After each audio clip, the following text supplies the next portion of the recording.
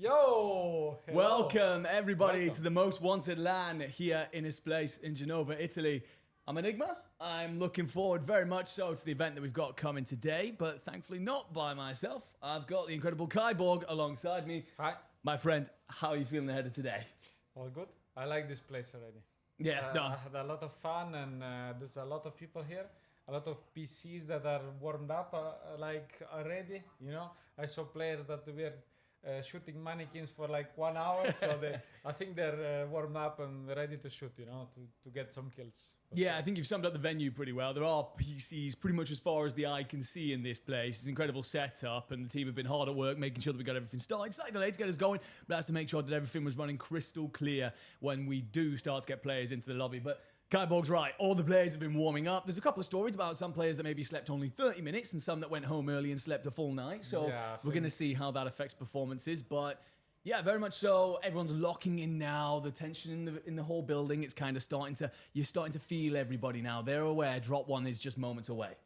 Yeah, the difference between like half an hour ago that I was hearing people screaming, now they're more calm and ready to...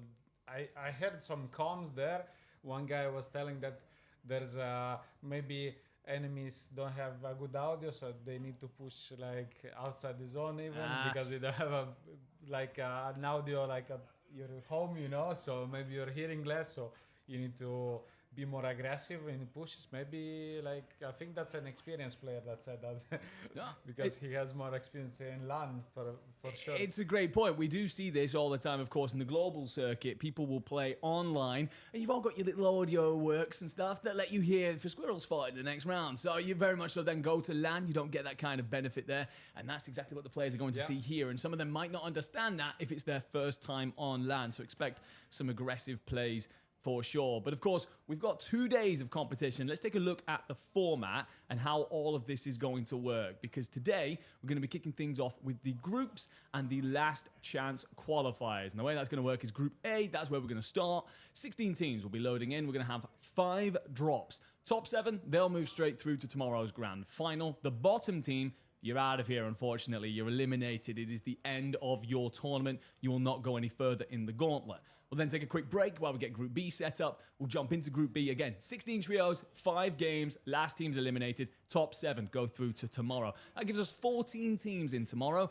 So you're probably noticing there's 2 missing. What we're going to do, all the teams that are in the middle, 8th to 15th in Group A and Group B, we'll put them together and run a last chance qualifier. Now, the way this last chance works, I'm incredibly excited for. We do 2 maps, and the winner of each map goes through to tomorrow, which I'm going to say, Kyborg, is absolutely insane. We're going to get into incredible games. Yeah, that's actually insane because you got a lot of pressure. Oh, yeah. Maybe some players just, I don't know, they plan to stay here for 2 days and they won't stay here for 2 days. Maybe they need to leave it, I don't know, earlier. So I think there's a lot of pressure because in a LAN like in Italy, it's a good like achievement. If you say like you got a good top, you played well, you know. So I think everyone is trying their best today. No, 100%, 100%. It's all been fun and games, hasn't it? The players have been here for a few days. They've been enjoying each other's company and such, but it all becomes very much about business loading into today because 32 teams will become 16 before the end of this afternoon.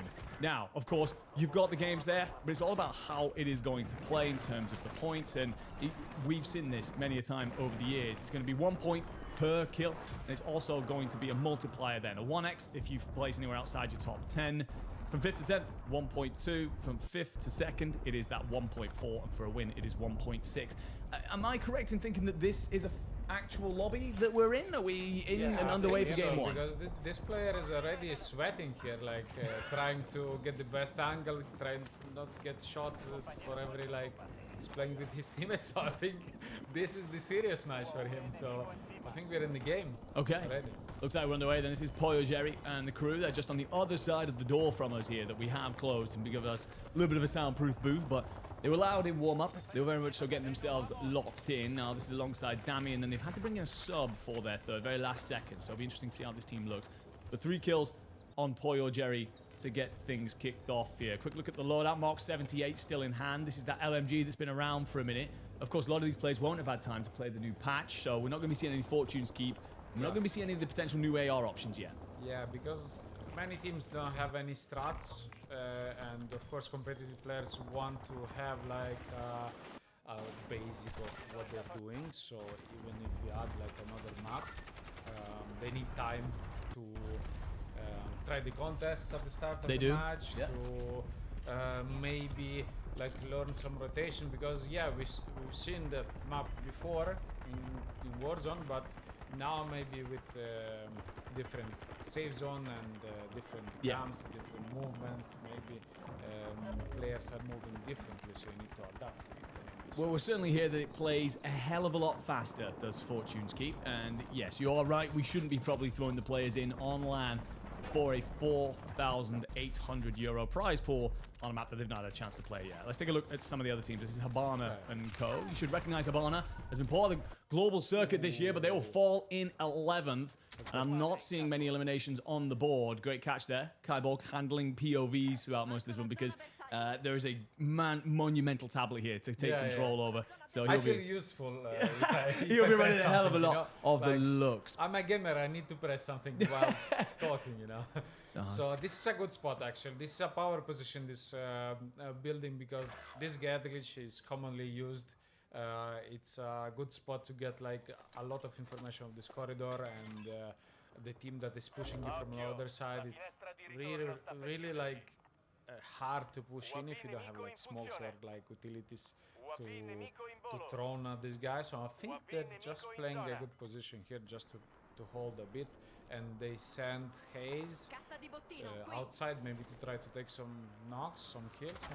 Yeah, well, Hayes is unfortunately going to be knocked, so that's where you get the slowdown from Nitrex here. Just pausing, taking his time. Looks like they're in a little bit of regain blender here at Research, looking for better weaponry off the ground. Just take your time, slow things down, let your player back in. Fire sale currently active. We're going to take a look at Orchid, one of the teams that we're expecting to make it through to tomorrow with very few issues. Just 5 kills here in map 1. I think you get just inside that top 10, so you can get yourself a 1.2, but you're talking maybe 6 points on the board. Let's take a look at Clocky. He's been sat down. Cordwell's going to be the only player currently surviving, and well, not for very long either. They're eliminated too. A lot of teams that we're expecting to look pretty good are going down quickly, and of course for those top sides in particular, do not want to be in the last chance. It is going to be ruthless. Galaxy also tucked off in a corner here over by the bike shed. Just going to slow things again. Needs 13 seconds to get his teammates into the fight. Take a look at another team that have been eliminated. That's Poyogeri and Co. They've got 13 kills on the board at least. Much better. Divine with 8. Great start from him. But again, only a 1.2. But it's the most amount of kills we've seen so far. Another squad in front of us. Everyone is playing slow the first match, or I'm wrong? I'm sensing the nerves. I'm sensing the nerves. This is Kuna Cod and his boys. Just playing that outside wall. But the circle's going to start to push everyone over towards Research now. 7 teams still in this. 2 more need to die for your top 5 multiplier. If you're Marston, you're just going to drop a PA on that backside, or maybe even on your roof. What's the play with that? You're looking to push out potentially. No, just take it slow and steady. And looking at the weaponry you've got available, clearly has just gotten back into the fight and needs maybe a little bit of looting to reward him here as you play up the stairwell.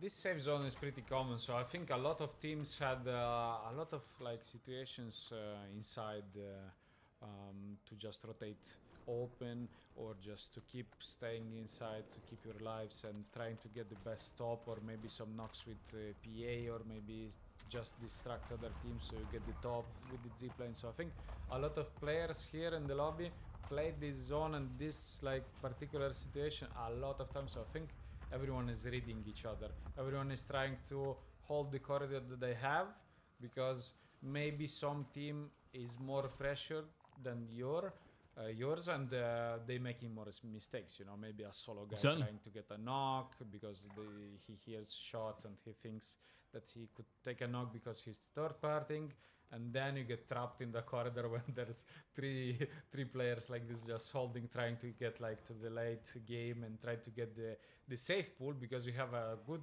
chances to have the save, the next save on you, you know. It can't go outside of the map, so for sure you have like 75% with you and 25 against you, like something like this, 15. Circle ball's absolutely crazy here, by the way. It's going to drag everybody up onto the hill. Any team that's already set up at Water Tower will be in a great spot. Anyone that decides to hold out further towards Mansion might be able to rotate over, but anyone inside of Research Center going to be in a spot of bother here. You are going to have a little bit of the building kept in, so anyone on the roof might be able to play that outside ledge. But otherwise, everyone's going to start to feel the pressure and be squeezed. Azrael and co. Yeah, this is hard. Yeah, looking to play out this front door. So hard. Well, anyone up to that Water Tower there is going to beam you. And again, everybody wants to make that top 5. Still 7 teams in here, all 7 full squads. And as Azrael steps out, finds a bunch of plates ripped off him. We'll get one handed over by his teammate, but look at the resources. The economy's not good in that bottom left corner. Yeah, no armor, no PAs to gather, I don't know, info or just take space. So I think they're gonna play here because this is safe for now. Maybe for the next 20 seconds before the next pool, it's a good place to be in, just holding because yeah, you're just playing on the pool now, you know. You're just waiting for the safe zone to pull and you just decide whatever it gives you, the game gives you, you know. You need to adapt. Okay, so this is a good one. They can play outside maybe if they have some steams. I don't think so. Maybe they can play on the right side inside the house so it's more safe. Maybe crossing earlier is the best tactic here. I think they're doing great actually. Yeah, they're going to push forward here. Azrael's got the right in hand. Going to get cracks on 2, but will be dropped in the end instead. It's Hayes and Co. tucked inside. I think you're also getting shot from up on top of the ridge as well. Freddy. It was a good place actually because they needed to do something, you know. They needed to contest some space. Okay, we see Athletic team here. Freddy's going to have to move here. Stim wasn't well timed, so didn't get him back to full health. He's going to have to play the close wall. You are going to lose Zanks on the deep side. Yeah, I thought it was Keybays that you were playing with, but I'm seeing a different name there. Maybe it's a different account. Up and over for Freddy! No, doesn't get there. Unlucky. He and Zanks will be dropped. I think that's a Eclectic count. I think that's just before the top 5. We'll be interested to know how many kills he gets. 11 in the end, so probably not as many as you expected. But again, first map here on LAN. It's just about getting your footing, just about figuring things out. Yep. Of course, it's only 5 drops here in groups, so the pressure's on well and truly. But T1, one of the favorites to take everything home. They're the squad that were holding that ridge line, and they've cut off so many teams rotating in. Just the 3 left. It'll be 2 up if you are Echo and Disrupt. It means a 1 and another 2 somewhere. It's about finding that 2 before they find you. And actually, Echo's going to be dropped on the cross. Disrupt's in big trouble here, trying to play the tree. Won't get away. Shimmy and a shake. And he... Oh my God! Sits Hayes down, but it will be finished off by Gabby and Co, who come out with the victory. For a clip, 25 kills on the board. That's a lot. For Spam, Disrupt, and Echo. A hell of a lot of points, but they will fall in second in the end because it's Gabby and his lineup that will come out on top. And of course, we only joined midway through map 1, but you could feel it, my friend. A couple of teams off to hot starts, couple of teams still trying to figure their way through. Yeah. I think that was mostly because of the save zone that pulled in a corner of the map, so it's so difficult for most of part of the teams that to rotate there, you know. And as I saw from many POVs, there were a lot of teams that didn't even have loadouts. They survived in that research area without even loadouts. They know that if the zone goes so far, you need to play for the top. So you secure some kills in late game, you secure the multiplier. So I think that's just the game is like this. You need to adapt on the safe zone. You need to adapt on who you're vibing in the lobby. So you gather more info. You play on space, and of course we should see the first team how many kills they did. Yeah, Marcin, if you could pull up your scoreboard, please, so we can take a look. That'd be absolutely delightful. But it will be Marcin, Gabby, and Pino coming out on top. He's full fox. But you're probably pretty locked in after that one, right? You've got that win. You probably weren't expecting it. You're like, okay, let's calm things down. We are going to get a look at the scoreboard now. Of course, this is going to be updated pretty soon. It's a case of the players have got to submit their score sheets. Now, if you've been around Warzone for a minute, you understand that takes a minute sometimes. So we're going to get this all logged in here. Via are going to be sitting at the top currently. That's Sakuna Cod & Co. Eclectic, they'll be dropping in 4th there, but expect them to shift down as new scores come in. T1... It felt like a classic move from them, right? They kind of rotate in through tower side, just basically walk the edge of the circle along that cliff. Yeah. And as all the teams start to scramble out of research, they're just cutting them down the whole way. Felt like a classic Echo call. One of the reasons why he's a World Series of Warzone champion, and why they're one of the favorites not only for this tournament but for Esports World Cup in a couple of months. Yep. I remember we've seen a lot of their POVs because their favorite land. I remember every time I open the tournament just to watch the tournament, I see their POVs at the start. I say, "Is this the only team playing this tournament?" Yeah. I only see their drop. Like I almost know who they're fighting. I know everything about them at the start. Because I saw them so many times because they're always favorite. Like in the last period, they're always favorite. No, they're a very strong team, very much so. One of the top squads. Of course, this year been incredibly strong in Europe. I think they would want to a bit more globally, but opportunities like this to step out of this LAN and get some reps in ahead of Paris in August is a great shot. It's a great chance for them to really find their footing and make sure they're putting up the best possible performance there. So you get off to the right start. Again, more scores coming in. Marson and Co. They get 24 points on the board. So it's a 1.6. What you saw, 16 kills, I think that is, maybe something like that. I'm not great at math. I'm not great at math. So you'll have to check me on that one. But they'll sit pretty for now. Remember, top 7 move through to tomorrow's grand final, guaranteed to play for all the prize money and of course the trophy. A little scroll here. I'm not sure which of these bottom teams have not submitted. Of course, T1 definitely haven't submitted yet. I think they're not submitted. So we're waiting for them. If you started off and you're only getting the 1 or 1.2 points, that's a tough go with things. Just the 5 drops here in groups. So the pressure really starts to amp up, right? If you've had one bad map, you've only got 4 to fix things, and you're going to be put in a situation of, I've got to go and get extra points to make up for that last map really quickly here. 35 points for T1. Okay, all right. Well, that's kind of where we expected them to be, right? Right there up at the very top. Yeah, even if they got the second place. No, incredible stuff. A lot of kills. I think there's a lot of focus on Disrupt at the minute. I think that Spam, in conversation for Rookie of the Year, potentially. Echo, of course, a proven champion at global level. I think there's a lot of eyes on Disrupt, especially after a performance in Atlanta that maybe wasn't his strongest. And so to start really strong like that, we saw that he took the vast majority of the kills. That's great for getting your confidence here early in Italy, right? Yeah. I was watching Spam playing on Black Ops Royale. Okay. Because I was trying to copy their strats to prepare for a Twitch rivals, or how they play the Twitch rivals. So I was preparing myself for next tournaments. I thought we're gonna play a lot of Black Ops Royale because it's like a good game mode, And I was watching actually him, and I liked the way he played. And I think this is like a talent of this year. For me. No, Spam is an incredibly talented player. Definitely in the running for Rookie of the Year. I think it's going to come down to him, Fede, or Criminal God, more than likely. It depends on how the Esports World Cup goes. But right now, I think a lot of people might have Spam just edging it, considering his performances, especially in Europe this year. But a quick look through, we're going to see Cod sat up there towards the top. The Classic are going to sit around that bubble, 14.4 points on the board. Definitely not as much as you probably expected. But a squad that started really slow, that I think a lot of people would have had as favourites, Team Orchid, Sariel, Authentics, and Swizzen. They've been so good in the global circuit, especially Sariel and Swizzen. They've been fragging out of their minds. So just 5 points. That's a slow start. They'll understand that they can't have another one of those games. That's actually okay. That's a common experience. You always have a game choke.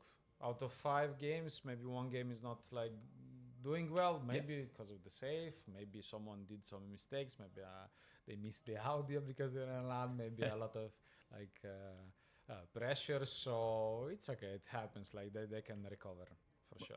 Well, we are going to go look here at the top fraggers. So Disrupt with 12. Again, important for him to get off to a good start, I think, here on LAN. After Atlanta, I know he wants to set a couple of things right. Saw him this morning. Was very much so up for the task. Habana going to be in second there. He's had a pretty good year, actually. He's been playing largely on that shiny roster with Adderley and co. And they pushed very close to actually doing something on the global stage. Divine, Spam Gola, they'll join him joint second. Spam, of course, then him and Disrupt combining for 20 kills in map 1. Impressive performance. And then in behind there, it's Mentacle with 7, and then 6 for Gabby, Pino, Clapped, Echo, Keybase, and a whole bunch more on 5. I will say we're going to scroll down here. Again, I don't think I'm seeing anyone from Orchid, and that surprises me. So, again, you said it. You're allowed 1 game. You're allowed 1 bad drop. That's got to be the only one that they have.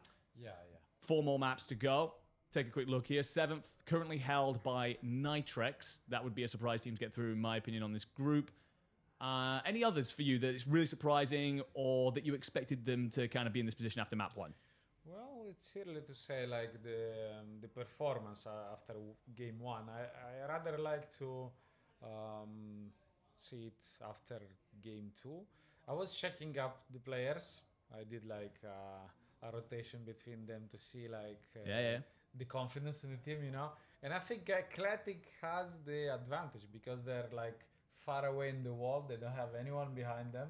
I think they feel like they're alone in LAN, you know. So I think they feel less pressure and more confidence. Maybe they're gonna have like advantage, like a psychological advantage on that, you know.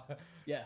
The placement on where they are. So I think that they're gonna play well because if I'm not wrong, they're starting at the boat. So they did a really hard rotation from the boat to like a border of top north, you know. So I think if they did well on that hard safe pool, I think they will be good today. No, I think you make some fantastic points. I don't know if you guys have seen the images of inside the place here in Genova. It is packed. Everyone's back to back. If you lose a gunfight to someone that you shouldn't have done, they're going to let you know very quickly. That's one of the beauties of LAN, and we've pushed everyone together in this one. It is genuinely a passion pit out there in this space. However, it is also a great point to mention, Athletic, they do tend to land boat here on Haven's Hollow, and to get all the way up into that northeastern corner over by Research, that's not an easy task at all. So to sit there at 14.4 points, you're probably pretty happy with that, and they got, I think, a little bit unlucky with the zone pull there towards the end. So it's a case of, okay, well, if you get a zone that pulls maybe more towards Main Street or more lumber, something that's much more easily manageable, we'll see them getting the kind of kills that we have come to expect of them over this year, especially Keybase. It feels like he has lit things up, especially in the online stages, European finals. He was, I can't remember if he was top fragger or top 2, but either way, he's been an impressive standout player for that team. Yeah, he's confident. I saw a lot of clutches from him, so I think he fits good, like as a player, his role in the team, you know. He's just playing as he wants to play the game. I was looking at their stream recently, and he was talking a lot with teammate what to change, like little like details, how to communicate, you know. So I think they're really good as a team. They're prepared and they're trying their best lately, you know. Oh yeah, no, without a doubt. I think this is a thing for Athletic now. It's a case of where can you go? You've managed to get to the Esports World Cup. What kind of level can you hit? They've always been that team that's kind of looked from the outside in and kind of been you know, on that bubble. But now it's a case of, okay, with Keybase hitting that kind of form, if you can do that on LAN, where can you lead yourselves to? But you can see the 2 groups here. There's Group A, of course, that's what we're playing currently. We are through 1 map, got 4 more to go. Group B on your right-hand side, that's where a lot of other big names are going to be sitting. You've got Nias and King Chalk and Heeds of Ravens, Enkyo, Gromlock and Hallow of Gentlemates. You've got Skinner, SV and Bobble. We've been seeing them this year. Cordwell, Monzo and Spyro. We've been seeing plenty of them. Novo Esports are going to be in the mix. I know a lot of Italians are going to be rooting for them. Novo got lucky, actually, because Fede is in Group B, so he's going to play later. And he didn't slept well, so he had time to rest more than others. If we go outside, he might be kipping on one of the benches out there. A couple of players maybe stayed up a little bit too late last night, but thankfully it's just groups today. At least you're hoping it's just groups. You don't have to play in through the LCQs. I will say though, overall on balance, I mean, again, some more of the teams on that right hand side for Group B later on: Ghost, Andre, Enola, Pio, some quality sides. It's a case of, I think Group B is more stacked than Group A and could lead to some of the big teams slipping up if they don't come out hot. Yeah, I think Group B is going to be interesting to watch because I think in there, Novo Esports is going to dominate. But maybe we will see. Well, we certainly shall. And let's go then to T1, map 2. As I said, we always gonna see T1 team as the first team on the map in their landing spots, you know. But we do get to see, actually, they're playing Turbine, which is very different for them, actually. This is not where they tend to go globally at all. They tend to play Stronghold. Haven't enjoyed it as much recently because they're getting landed on by the Falcons and sometimes Leviathan.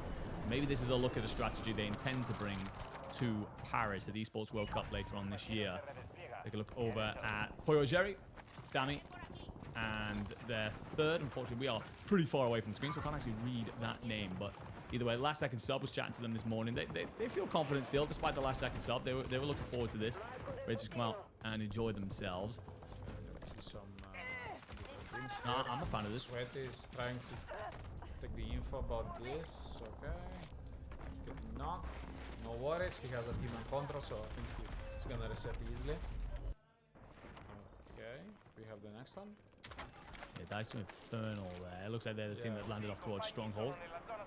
Noir Hayes. Okay, this team is more factory side. Nitrex. I think this is a team that placed pretty highly overall last time out. We will obviously have all the scores coming up at the bottom there for you guys to keep you updated with the placement of all They need the of resources, teams. they need money here, so they need to contest this space for Scavenger.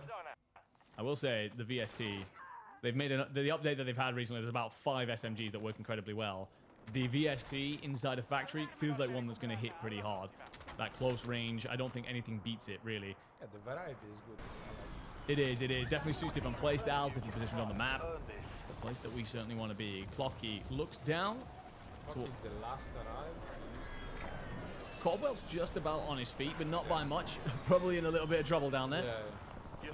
But you will get spawned back in. And Clocky... They have a loadout, they have a bound. I'm not sure about picking up the yearly bounds. Yeah, you can get lucky that the bounty gets killed by other team. Otherwise, you're just losing time, not making any other contracts, and maybe this is not like an advantage, like a secured advantage. You know what I'm saying? Yeah. Like, it's a risk to take a bounty. Yeah, no, I agree. There's definitely better options, right? Oh, but one of them will not be that gunfight for Clocky is Swizzin. Yeah, but it depends. Like, if you have like the game doesn't give you enough contracts or resources at the start, it's hard. True, Actually, true. On this map, I'm not seeing a lot of spots to play. Like, for me, control, for example, is still like the best position for the start because you're controlling both. You're controlling like all the street in front of you. You can move to stronghold easily. You can move to prison. You have an underground as a plan B. You know. Yeah. I think like places like control are highly advantages, you know. Yeah, and all of these spots here around are good to make kills. You know, control is best for like holding and getting the best rotations from there. But these like little houses, it's a good to make kills because there's a lot of flyers coming in. You know, they're trying to loot and to get their team back, to open some cases. You know, so I think it's like different playstyles in different part of the maps. So Yeah, it depends on the map. Certainly is. And a lot of the teams here, obviously, as well, trying to figure out their new surroundings, considering this is our first map on Rebirth for this tournament. And figure out who it is that you will be contesting, how you want to play against that. Terminator comes down the stairs, Nice cleans trade. one, disrupt. Does well to get the first, and actually Spam's going to do enough to play clean up then. So 2 kills gained, 1 lost, and you gain a lot of positioning there towards control. Freddy So, with 10k, Lodi. yep, So that for prison. likely the play for Eclectic. Going to get it called in. And it will be central zone as well, so as long as you play correctly and leave that loadout up. Oh my lord, disrupt. Sits Adversity down. Gets the plates in now. Has a stim available to him as well, should he wish. Yeah, Doesn't decide to invest it in the end. Just decides, you know what? I'm just going to continue to hold this building by my damn self. Beautiful work from him. Allowed to wants to just keep control of control, and you said it yourself. This is a great spot to get to play out of and disrupt. Oh, it looked like he had another one for free, but Habana answers in kind and will snatch away that POI. I think he picked too safely because he has like advanced, so I think he needs to bait them more, you know. But yeah, I think he's like in a hurry because advanced is not like so long, so you need to take advantage of that, you know. So you need fast moves, and he's recovering, so no problem at all. Yeah, be straight back in. If we know disrupt, he won't take kindly to having lost that gunfight. We have Dummy here on the factory side. Just trying to get some fire skills. Let's see next. He's sweaty Here. in the water, just trying to stay alive. Looks Got a like gainer. Habana and Adversity have Another stabilized one. control, and yeah. Everyone is a fish. Yeah, a lot of this map. sharks in the seas around Rebirth Island for sure. Okay, Sariel trying to get. I love Swissen's effort there. I'm just going to land on that tower and hope for the best. Unfortunately, Sariel can't cover him enough. So, Orchid continuing to just try and set themselves up around Grandma's. Oh, it's a little bit windy inside of the building, and Clocky will be dropped by Poyo Jerry. Hoyo and Cole seem to be racking up a lot of kills. Got a hell of a lot map 1 as well. Looking very comfortable out there. And yeah, as I said, like these headquarters here are basically what they do to team. They try to get easy kills from the guys that are just staying there camping, just trying to get the timer, you know, reduced so they can rest. So I think it's a good spot if you have enough resources and stuff. You can start this and just be aggressive in this part of the map. UAV in the area. you called it. I don't know if there are many easy kills in the lobby, however. Never mind. One is like rips Habana from the skies. I like this. Kaibo's calling a lot of you out, by the way. He said you're all ass. And well, Disrupt says, you know what, I'll give you a pretty picture at the same time as we change a couple of POVs here. Terminator skin fleeing for his life. Didn't look like he was going to get very far. T1 have regained control just in time for the fire sale. Get the advanced in for cheap. I think we should stay more on Q1 for this match. Yeah, The second advanced here, no one is contesting them. Fire sale, they have a lot of money now, so I think they're gonna farm those kills. Yeah, I think it's 13 kills already for T1. Yeah. They are not slowing down. Spam's pushed so far out. He was basically over at Stronghold at one point, looking over, and Disrupt's doing his own thing as well. Now trying to squeeze towards the tower. The issue is I think the player's going to be looking in his direction, but with the advanced, he should be able to find himself a gap. Another advanced here on the side of the factor.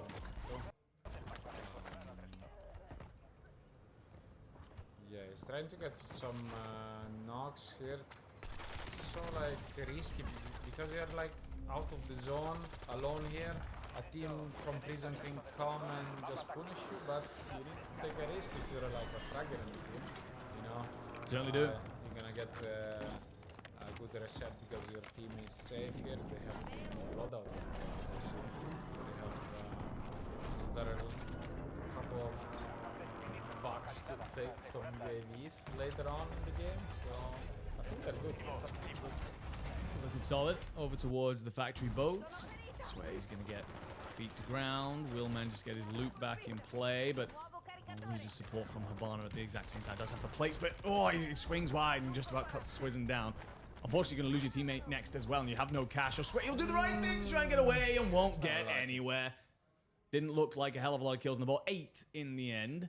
And Clocky, for Clocky, Caldwell, and Hush, it's going to be 8 in the end.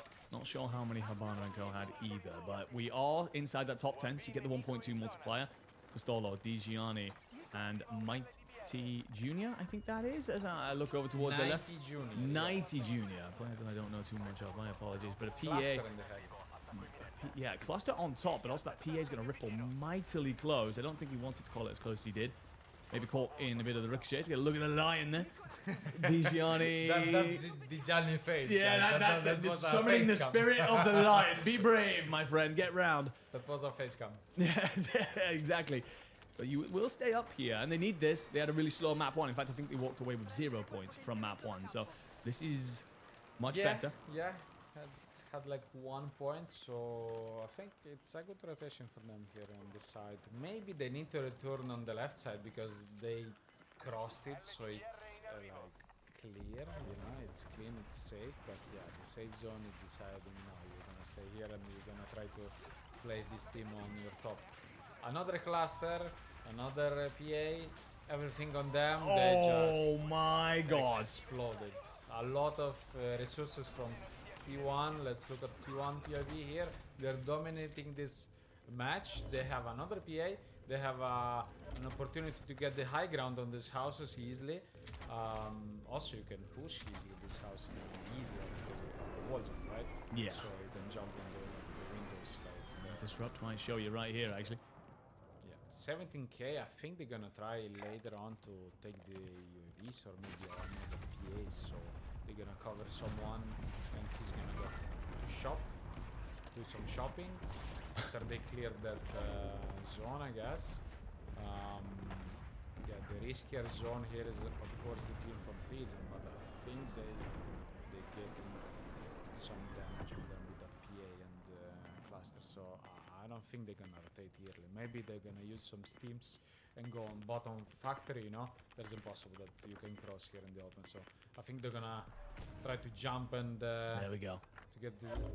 No, I think Big zone pull.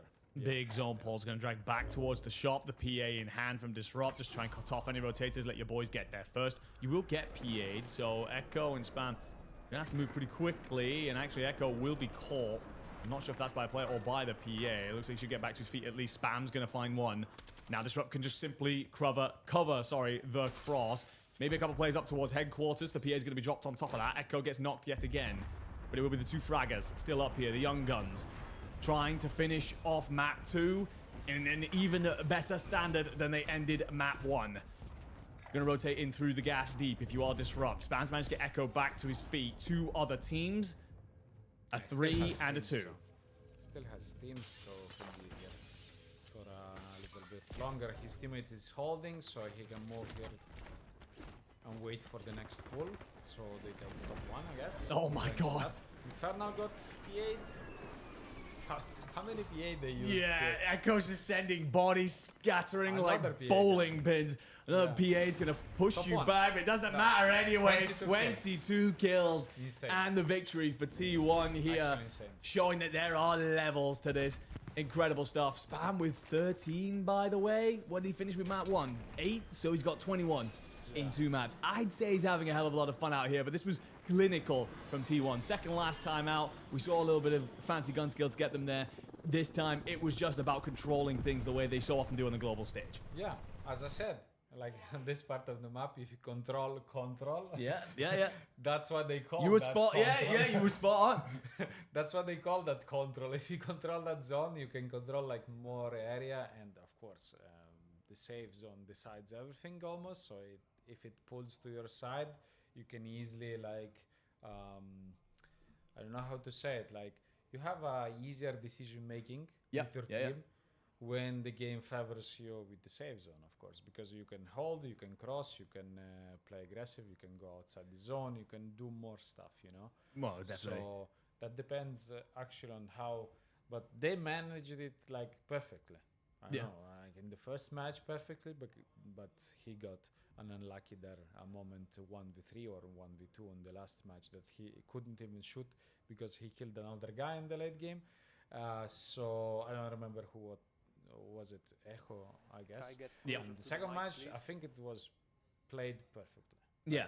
I mean, it's textbook ruthless stuff from them is what they're known for at this point, especially in the European circuit. By the way, quick shout there to Orchid, who've jumped from 5 points to 33. So 28 on the board there in round 2. Teams that have rounds next to them on the right-hand side there. If you've had one, you've not submitted your score yet for round 2. Expect T1 to take quite a lead here. Eclectic, they'll also jump up into second position. This is looking a lot more like what we expected initially. Although I will give plenty of credit to Domi and Co. Because they're jumping towards the top. Obviously, I mean, looking at this right now, the only team really towards the top that hasn't submitted is T1. So we might be able to take a look at this and say, okay, let's put T1 first. There you go, 70.2 points. Good lord. Nearly doubling up on the team in second and are doubling up on the team in third.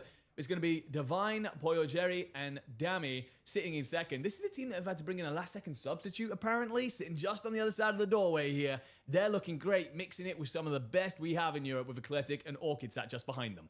Yeah, I like that actually after the match 2, even if T1 is like insane amount of points, 70 points, other teams are pretty close actually. There's like, if there is like 8-9 point difference, you can still recover in one game. So it's not like Definitely a GG for them. Unlucky for the Johnny team that he got P8 3 times, double cluster and all that stuff, and they were like in low ground near the water in the open in the street. So there is not much to do there. Like it's not like you need to analyze what you did before to that you finished in that position, you know, in that situation. So yeah, you really felt for them, right? I felt like they were holding on for dear life. Like, just give us a second, let's get out of here, please. Yeah. I think the plan might be don't land near T1 when they're looking as good as they are. But again, T1 actually played themselves out of Turbines, not where they tend to play. They tend to be a stronghold team, and it's interesting to see them play Turbine and then rotate for Control. So again, keeping an eye on if they continue to play that. But it will be two faces that, well, we all know at the top 2 of the fraggers. Spam Gola with 21 leading the way. Disrupt his duo, his sidekick, 17 in second. Istdivine in third, Keybase and Leica, I think. Leica. Is that Leica? Leica 77. Leica, my bad. I apologies. We'll be sat there on 13, Sariel on 12, and then a cluster of players on 10. But you can see Sariel and Swizzen have come alive as well. They're both appearing inside that top 10 now. Yeah. Still, maybe Kibitz will get the MVP. He still has chances here. Yeah, he does. He certainly does. Long way to go yet. Yeah. So the next map was switching to Fortune Skip, right? Or are we keeping the Rebirth? So what I was told is that we are not seeing Fortune's Keep because a lot of the players flew out before the patch and therefore haven't sorry, my played mistake. on it. I was saying about Heaven's Hall. Haven's Hollow. Okay, so I think we are going 1-1. Yeah. There is a current situation going on in Warzone where with a third map added to the rotation that we won't see during this tournament, but there is a third map added, so it's a lot of people are basically saying should we go 1-1-1. Also, with this being just 5 drops, does it make more sense to essentially go back and forth and swing between the two maps that we are playing? So we never really got full confirmation on that, so we will find out at the same time as you, but I'm going to assume that we do go back to Haven's Hollow. I think you're completely correct there. And a reminder of how this plays out, ladies and gentlemen. 2 maps done out of 5 for Group A. The top 7 will go through to tomorrow's grand finals to play for the €4,800 prize pool. The teams between 8th and 15th, they will move to this afternoon's last chance qualifier, whereas the bottom team, not only do you finish bottom and it feels pretty bad down there, but you're also done with your tournament. Yeah, I think they're gonna still keep their places and play the game there to just not quit or leave as the only team. I think they just gonna keep sitting in this LAN and watch the LAN even if they are out. Maybe they're gonna play few more games in public matches. I don't know. It's pretty hard to go out in the first day actually, but it happens. It does. Well, I mean, it's the way it works in pretty much every tournament. Sometimes you just get flown halfway around the world, and well, unfortunately, your journey ends pretty quickly. But of course, plenty of opportunity to get yourself out of that 16th position. I believe in Group B we only have the 15 teams, so we will actually avoid cutting one of those sides.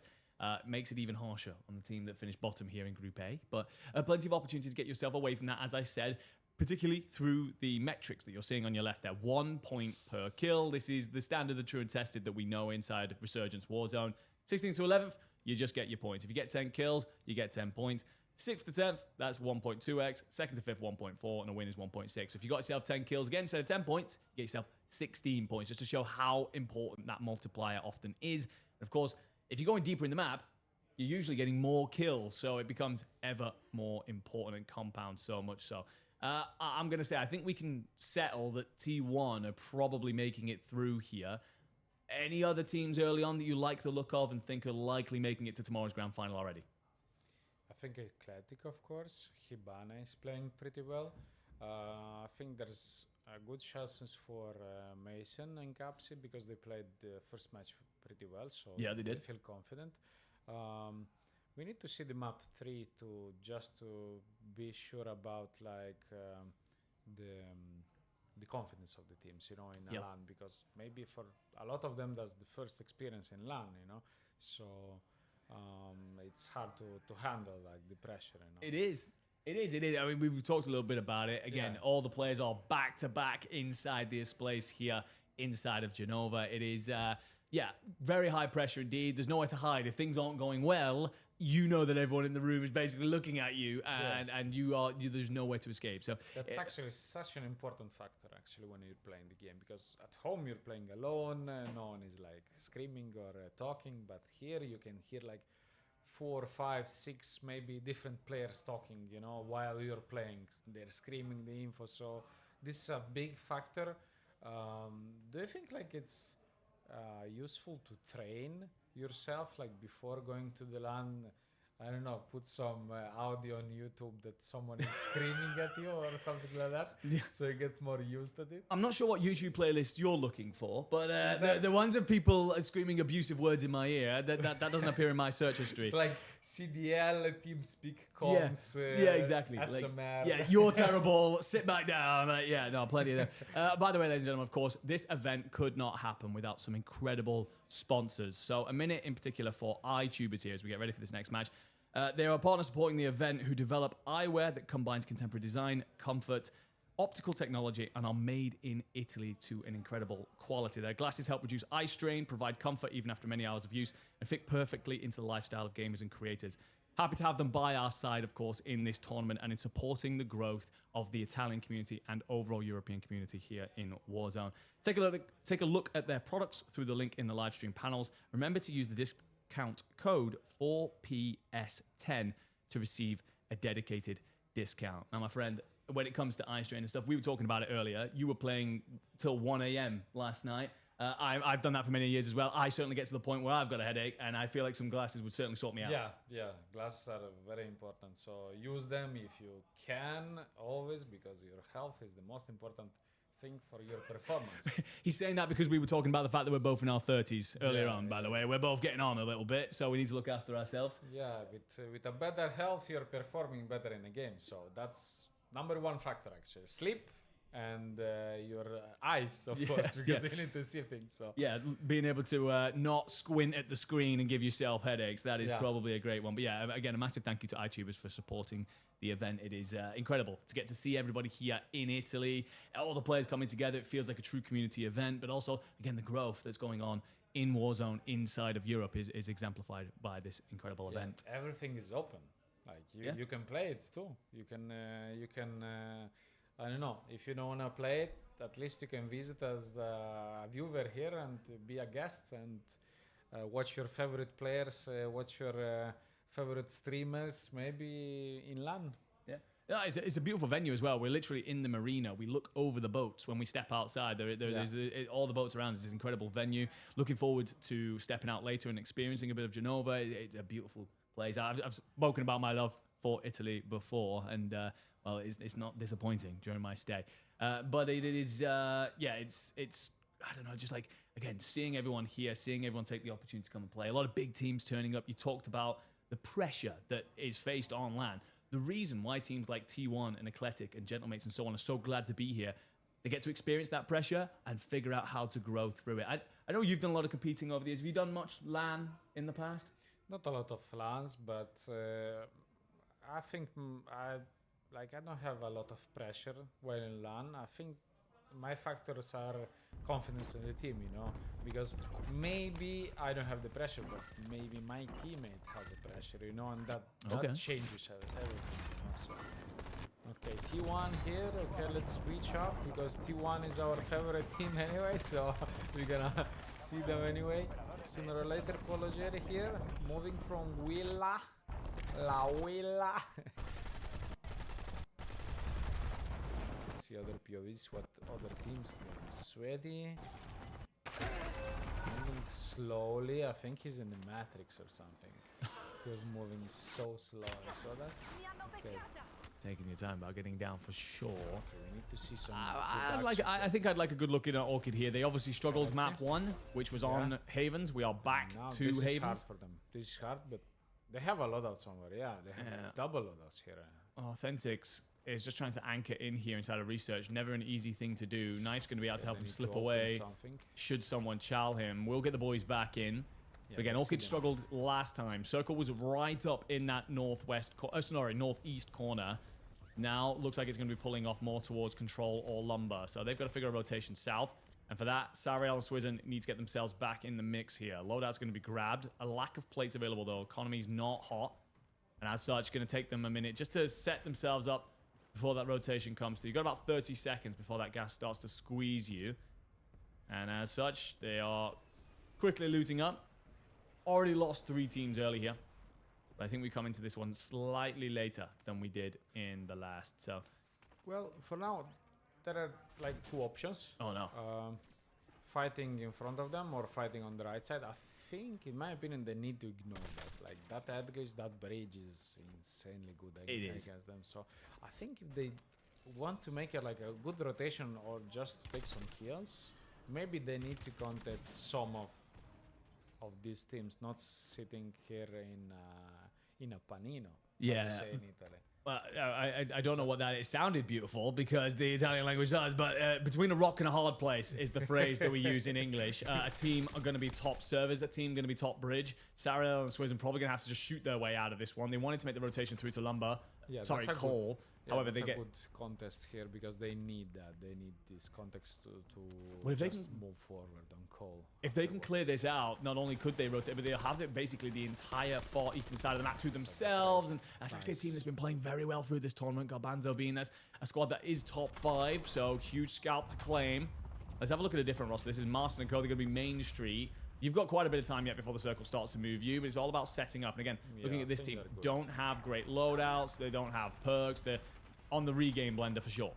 Johnny here is on Cole, so they're just holding 14k. They're waiting for a fire cell in a bit, so they're gonna use it to have easier decision making on what to do here. But they get pushed because not only them want to have a shop nearby, you know, to use it.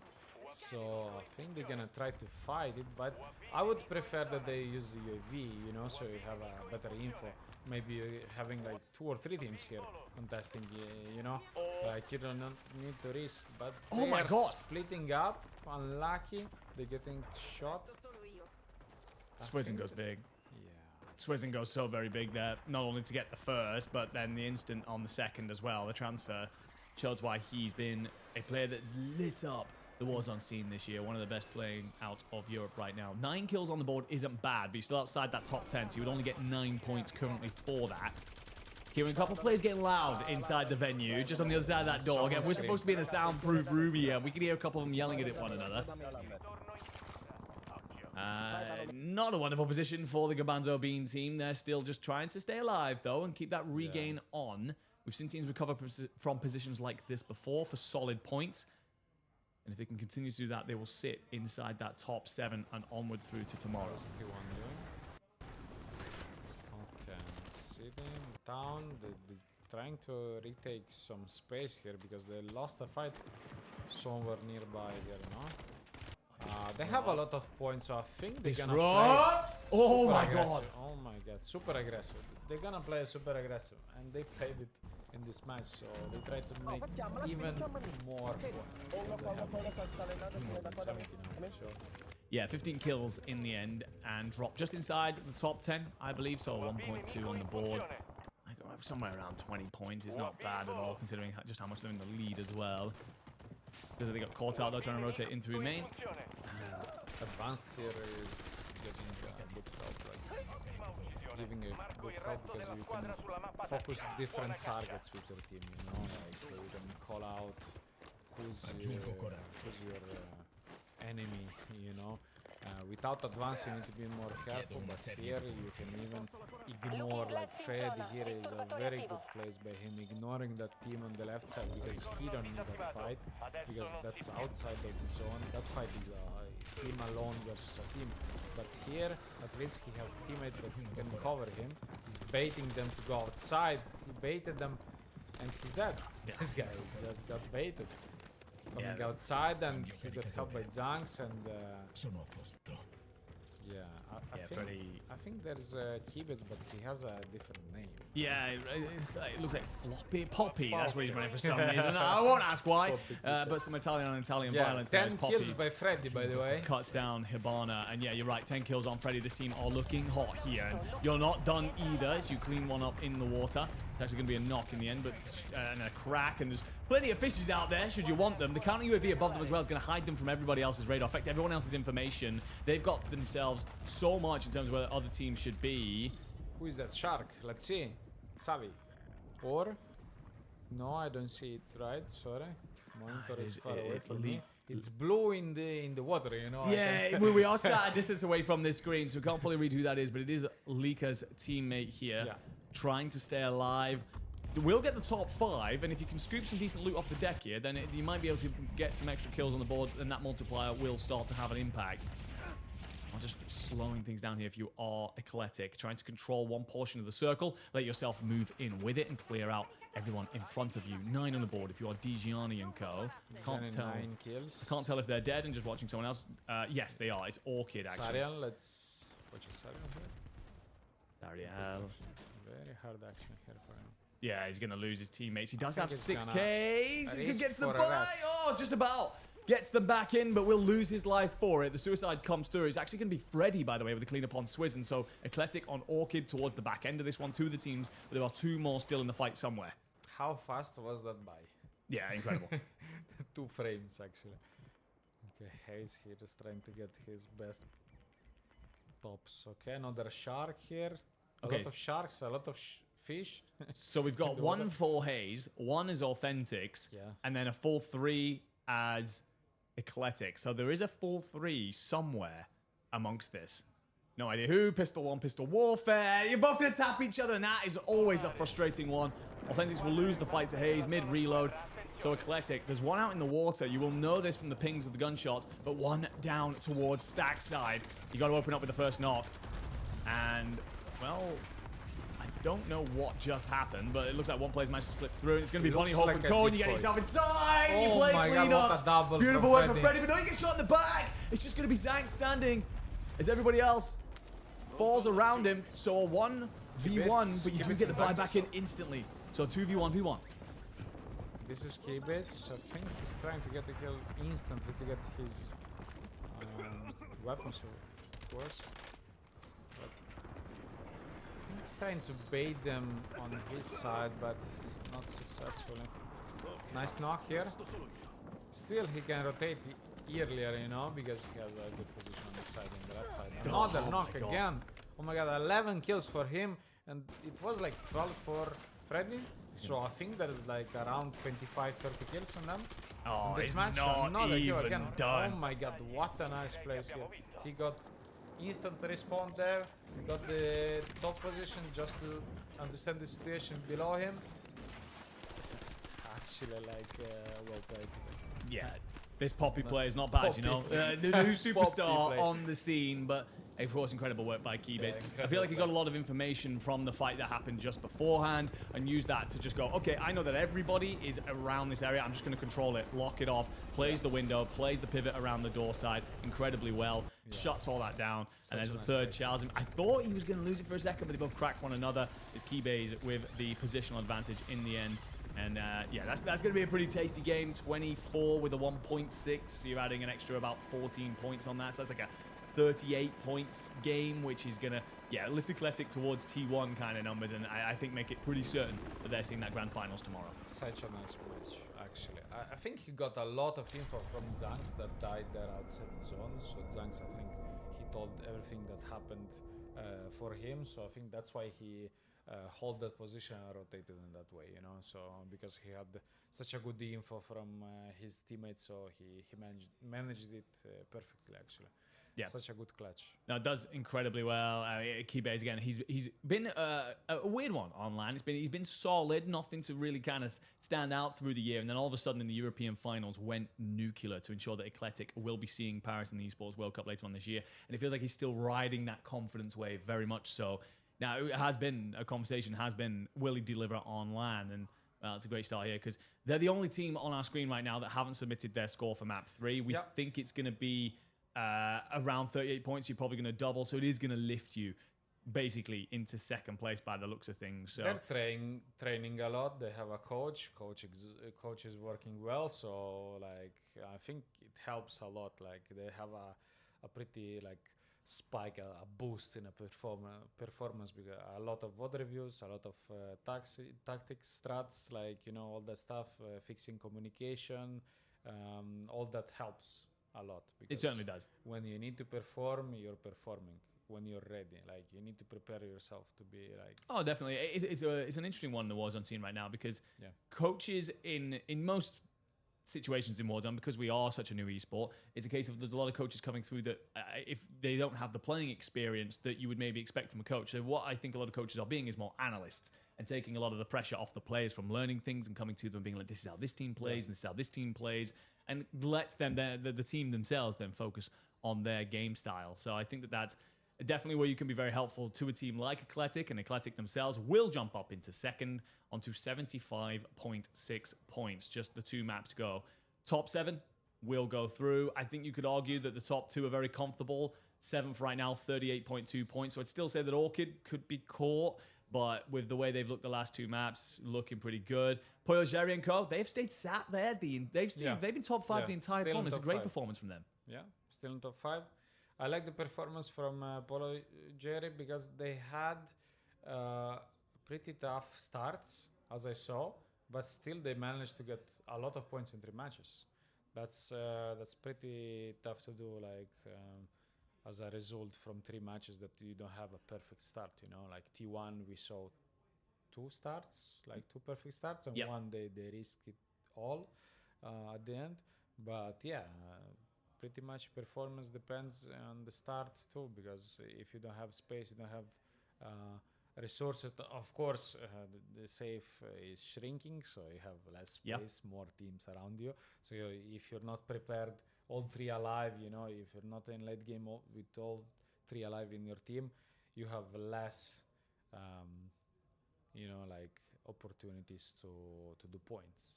So you need to be ready to get your team alive, to get a lot of resources, a lot of information around you, because everything depends on the information.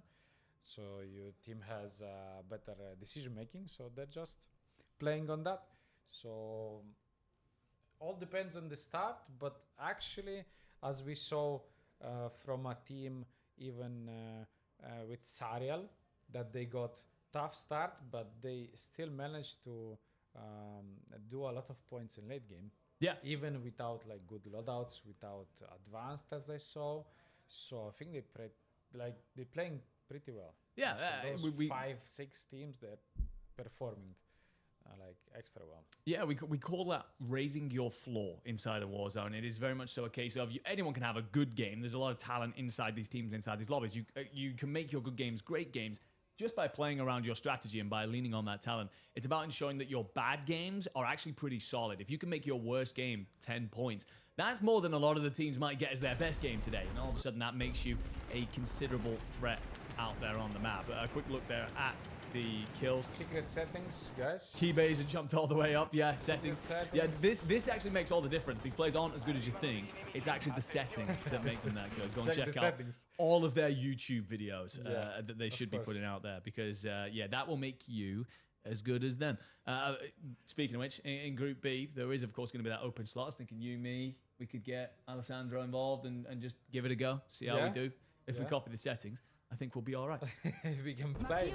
I think as a duo, we're okay with those settings, actually. We can take a top 5. Sure. Okay, so easy, light work. Are we watching? Who are we, like, what are we interested in? I would say Sariel. Yeah, we need his performance to see. So let's go over here. And then maybe we will switch to Sveti. Sure. Hibana. Yeah, I'm down for that. I'm certainly down for that. So let's see their start.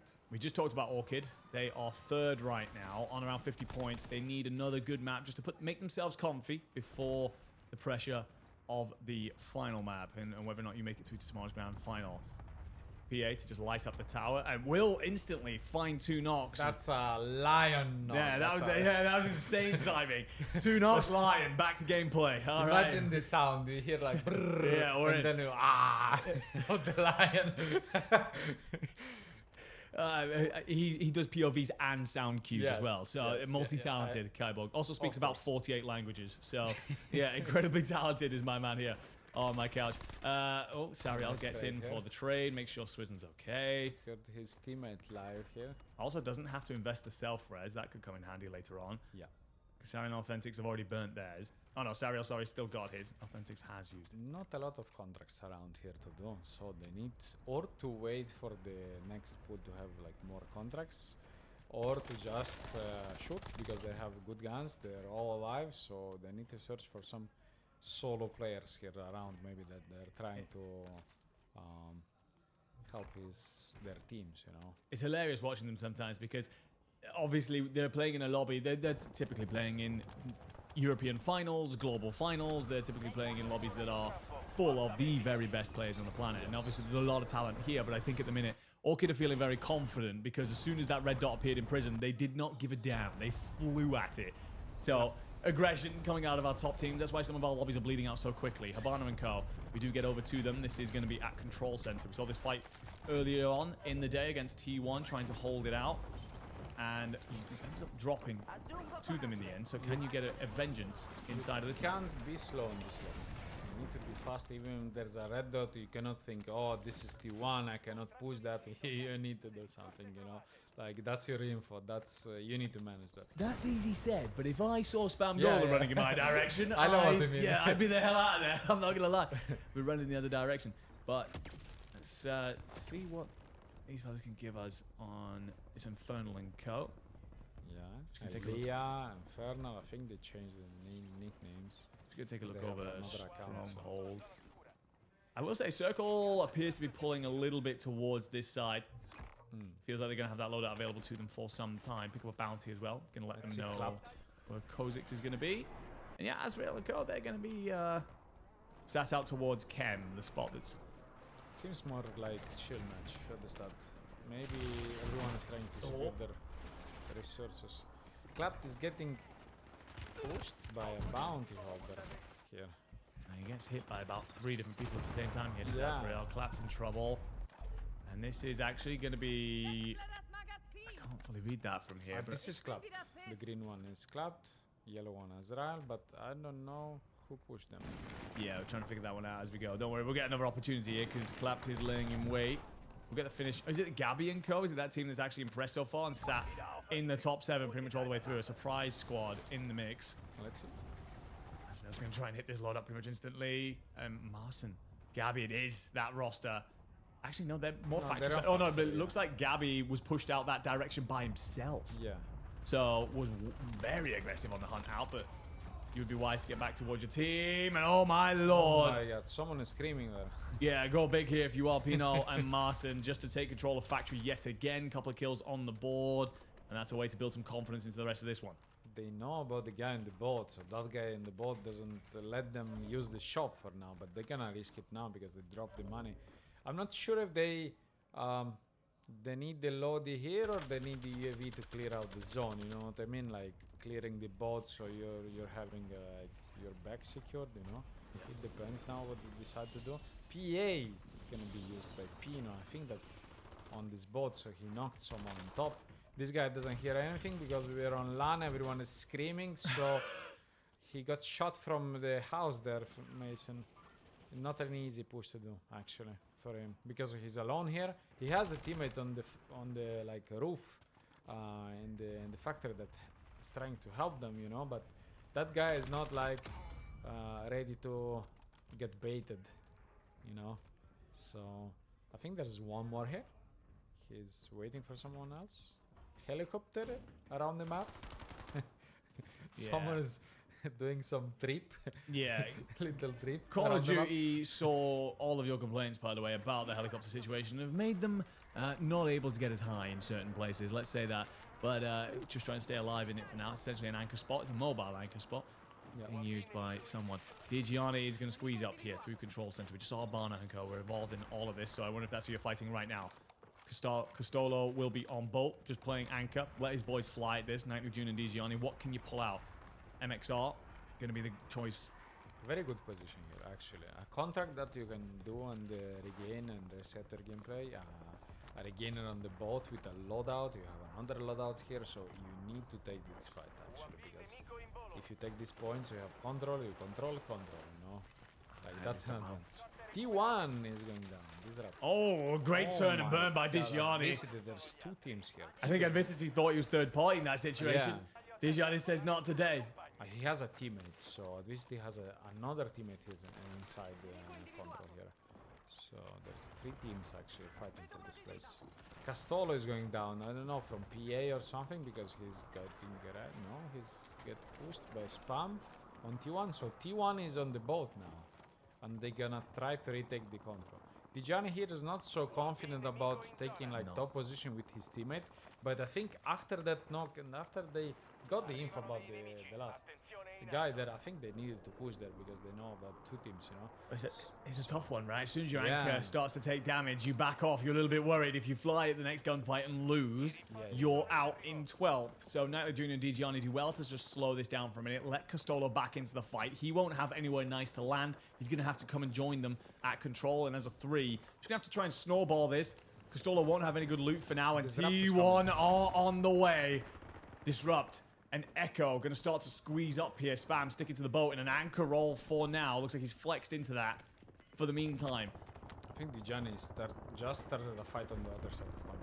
Yeah, this might be that Hibana roster that we saw earlier on. We'll find out in just a second. Shot's going to ring out. Spam does find Hibana. Disrupt squeezes. Sim going to keep the opposing player alive. It's adversity. Great cleanup. Looks like there might have been a buy come through there. Such a nice place from Disrupt. He ignored the building because he knew that they're going to come and shop because there's a fire cell and they need to rest. So he just was waiting for someone in the shop. You know, that's such a smart place. You don't need to risk here in this situation if you have the advantage that you have like your eyes in the shop, you know. And now they won this part of the map. That theirs. They can move whatever they want to move, you know. Yes. So Perfectly claim the POI as well. It allows them the buy, allows them the advanced, and all the spoils of war here for T1. Perfect play yet again. We saw this from them in map 2. Circle looks like it may pull to a very similar position as well. Just a couple moments though. And everyone starts to be squeezed in. Sweaty gets his feet to ground, but not for very long. And he and Adversity will drop. So Hibana staying alive by himself for a moment. Just hanging out in the water, as you so often see here on the Rebirth. Just trying to keep his team in the fight. You will get top 10 though, so that's a 1.2 multiplier gained. Sariel here with his teammate trying to get some kills on the sharks. Oh Some my shark kills. god. Not a lot of damage with that weapon on the water, actually. Unlucky for that. But look at how many dots are there on headquarters there. Yeah, it's busy. a lot. It's certainly busy as a player So floats above, tries to get the feet to ground. Sariel and Swizz probably going to start to play over towards Grandma's now. Recognize they can push out. Authentic needs to find a safe place. Honestly, Factory's a wonderful place for an anchor to be. You can get lost so easily. It'd be so difficult to kill as long as you are aware of your surroundings. Hibana's managed to get his 2 boys back in. I say back in, they're in the sky. This is what we call a blender in Warzone. It's not a lovely place to be. You are going to start to hunt out even into the gas, in the water, if you are this team. So, Athletic still alive. Okay, let's see a bit. Okay, Athletic here. Zone's gonna pull on prison or control cannon side, right? Stronghold. Gonna rotate hardly there from low ground, of course. And the Eclectic here is fully confident, just trying to clear out corners and see if someone is hiding, opening the cases, the crates more like grief others, because others cannot like rest so fast if they do that, you know. And also to have some economy. Now they feel so confident that they decide to take the crown here. Ricercato. okay, yeah, it sounds beautiful when you say it. I would definitely get that one wrong, so I'm going to let him do the Italian. But it is a case for Athletic here. You are feeling incredibly confident. You've not only got the crown, but you've then popped up a counter as well. So anyone that comes looking for you isn't going to have a clue.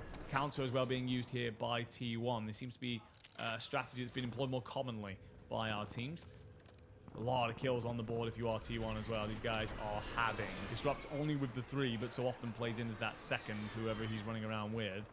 Officially lists himself as a fragger, but I don't know if he actually plays that way, to be completely honest with you. Clocky.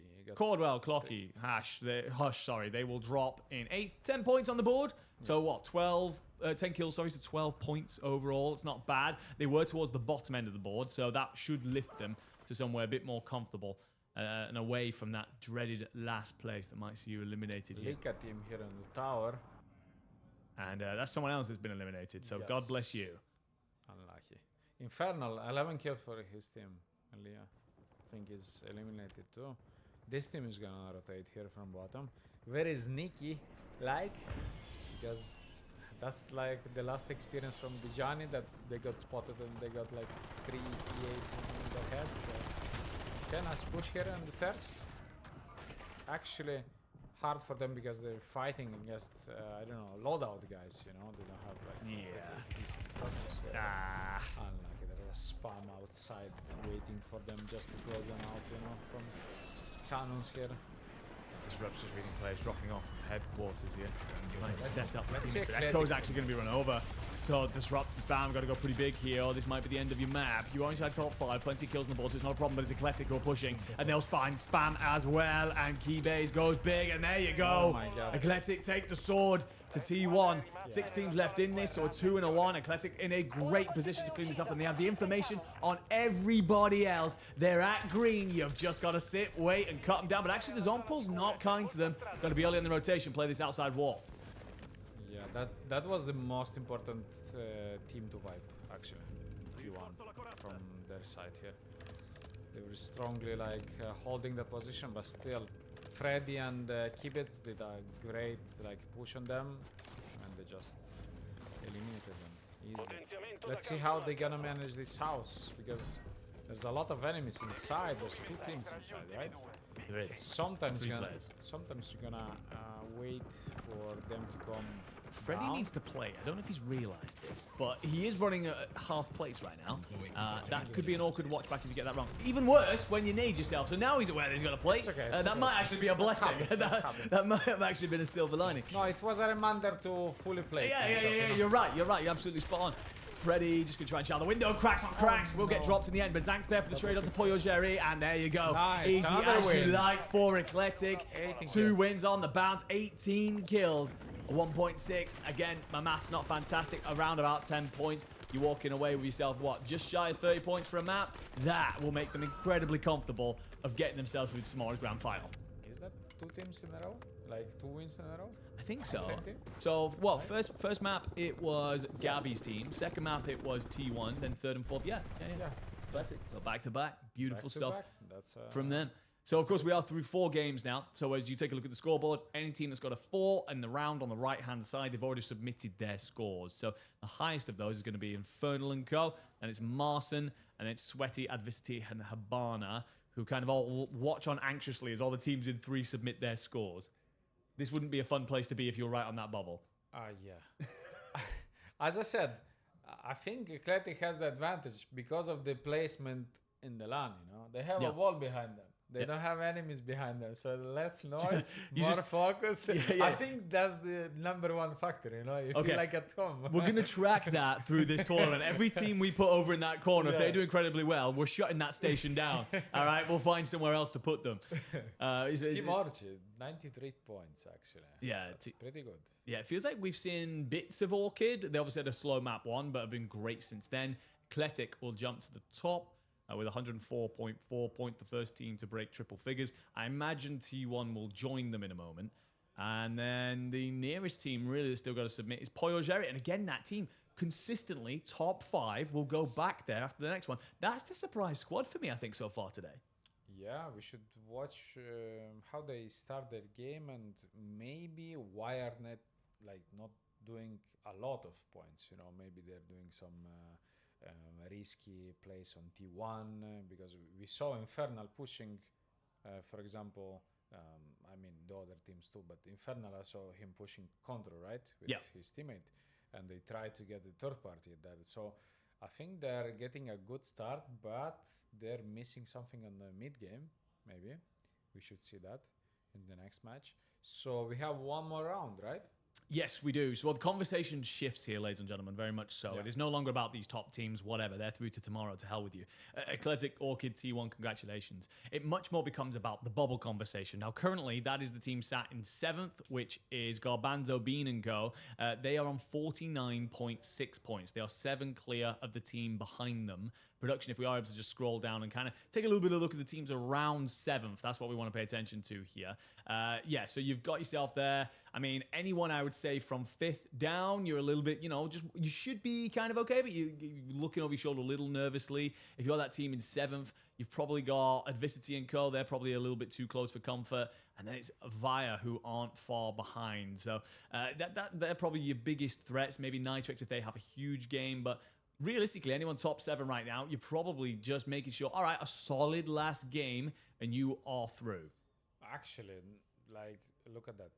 From top 7 to top 14, there's not a lot of difference. Like you No. can do those points in one match, in one good match. You know, you can do that 25, 30 points. You know, like everybody. Is there else 16 did, in this lobby? I'm not sure if it's this lobby that had 15 or this lobby that had I 16. think this is on 15 because we're missing one POV. Okay, So okay, I think so this is 15. all right, so this one's 15, so no one will be eliminated here. That's the good thing. Everyone else who doesn't finish top 7 will see that last chance qualifier this afternoon, which is truly, I can't wait for that. It's basically the 2 winners. Like, we've been kind of, I don't know, towards the end of games, obviously usually we get very excited about the plays that come through, but right now it's just a case of racking up points.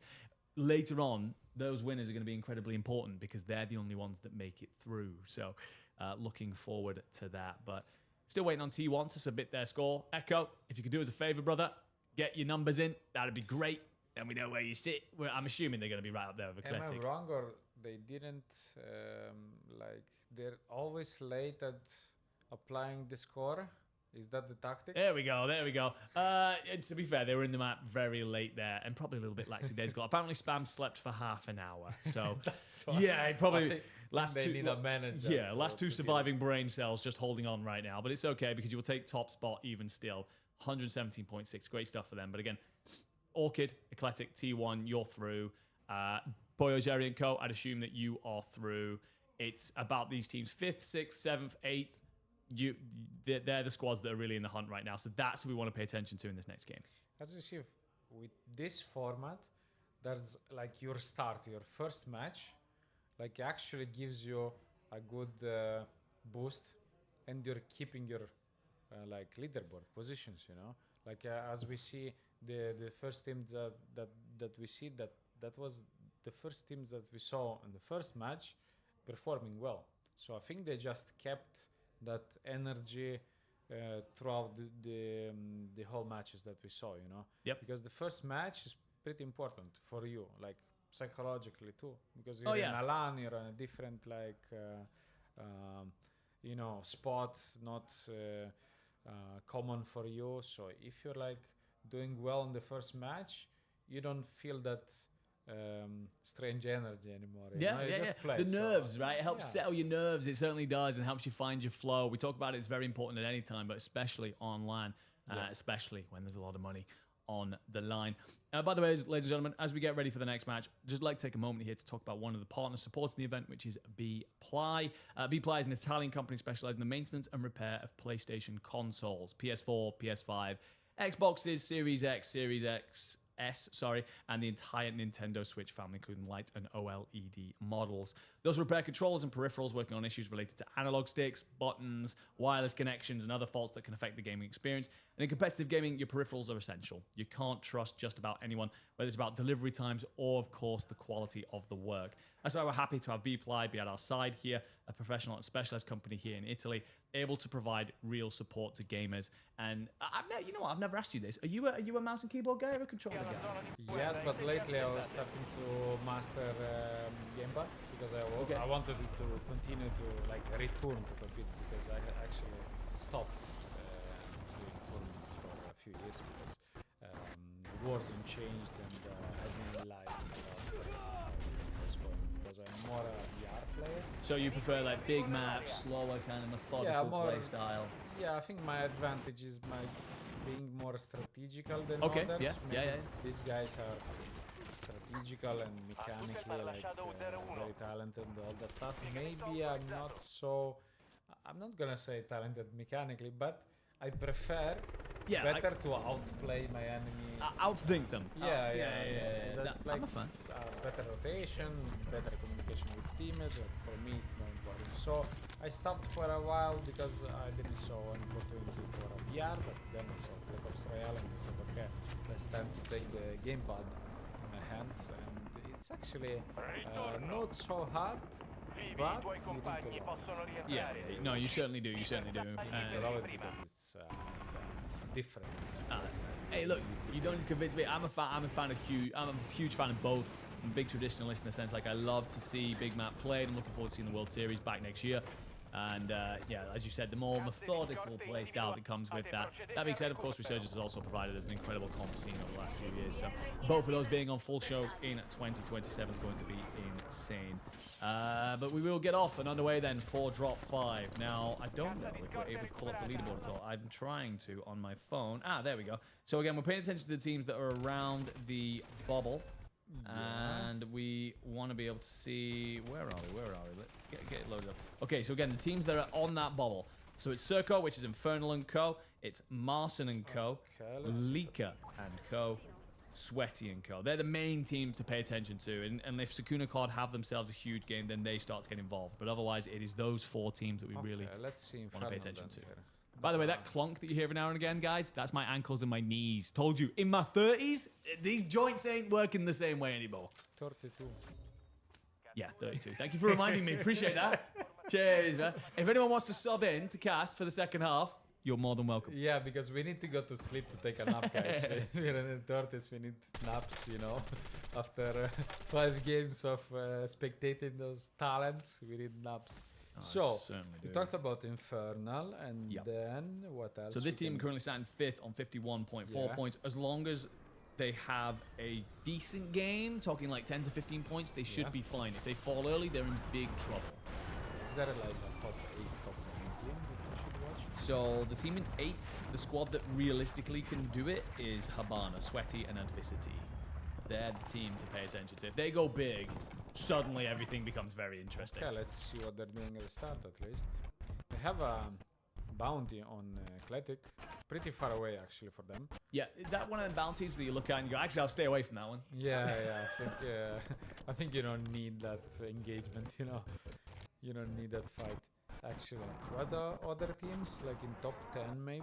Do we have? So there is the team further back is the Sakuna COD roster. They would need a really big game, I think.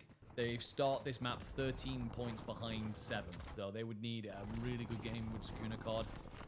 Then it is Nitrex and Co, and then Pocho and Co. So I would say that Sakuna COD and Nitrex, if they put up a lot of kills, they become interesting. Right now, maybe a little bit far back. Okay, let's see Pocho what he's doing, because we didn't saw Pocho playing. Pocho's team actually. Bunny. Hope? I'm gonna go with Hope. Yeah, I'm gonna go with Hope. I think Hope is better. So, gamers and their uses of X's and stuff in random places. Yeah. As you notice, the first safe pool here is always like almost passive for a lot of teams, because I think they're going to play after the first loadout that comes in, you know, like the free one. Yeah. Because there's a lot of flyers, a lot of action starting. Teams are getting the first UAVs. They're getting the loadout they want to cross earlier, or maybe like deciding like T1 playing super aggressive because they have a lot of points. Anyway, you know, so I don't think the teams that are inside the top 3, they're gonna play bad, because they still need to keep that mentality, you know. You need to keep it for 2 days actually if you want to win this LAN, you know. So actually Pocho has done very well here. You found 2 players of Orchid. Bunny gets caught out a little bit trying to anchor in, gets shot from the back, and then all of a sudden you actually turn and burn. So you've done very well. Who's rolled up though? Garbanzo Bean. They're going to be a part of this conversation. Now this team are currently sat in 7th. This is the team on the bubble, and now they're finding kills onto Eclectic. So all the teams that want to stay in and get themselves through to that grand final, desperately trying to scrabble at points early on. We've already seen 3 teams eliminated, because we're starting with just the 15, which is insane. A couple of squads out. You're going to hope that if you're one of the bubble teams, you are not out at this point. That's going to be very difficult to watch your destiny slip through your fingertips, or even worse, already confirm that you are out. Such a good spot to hold actually. That's a pretty important shop there. A bank actually that is pretty like hot zone, you know, sometimes. And yeah, the risky thing here is being pushed by Athletic from the boat actually later on in the game. So it's a risky spot, but not bad to hold. I'm not sure if he can take that loadout in the open. I'm not sure about that. Teammates are trying to get some knocks, but they're getting eliminated, so I think he's gonna stay here for a while actually. Yeah, I wouldn't blame him. Kozik's here just trying to find a corner. Okay, let's see advanced here. We have Sweaty with advanced. Let's see what they're doing. Okay. Hibana. This could make, if they put this advance to good use, this would put them right back in the hunt. Remember, they are 7 points behind the team in 7th coming into this map. So you rack up yourself something like 15 kills, get a decent placement multiplier. That could be enough to get you over the line.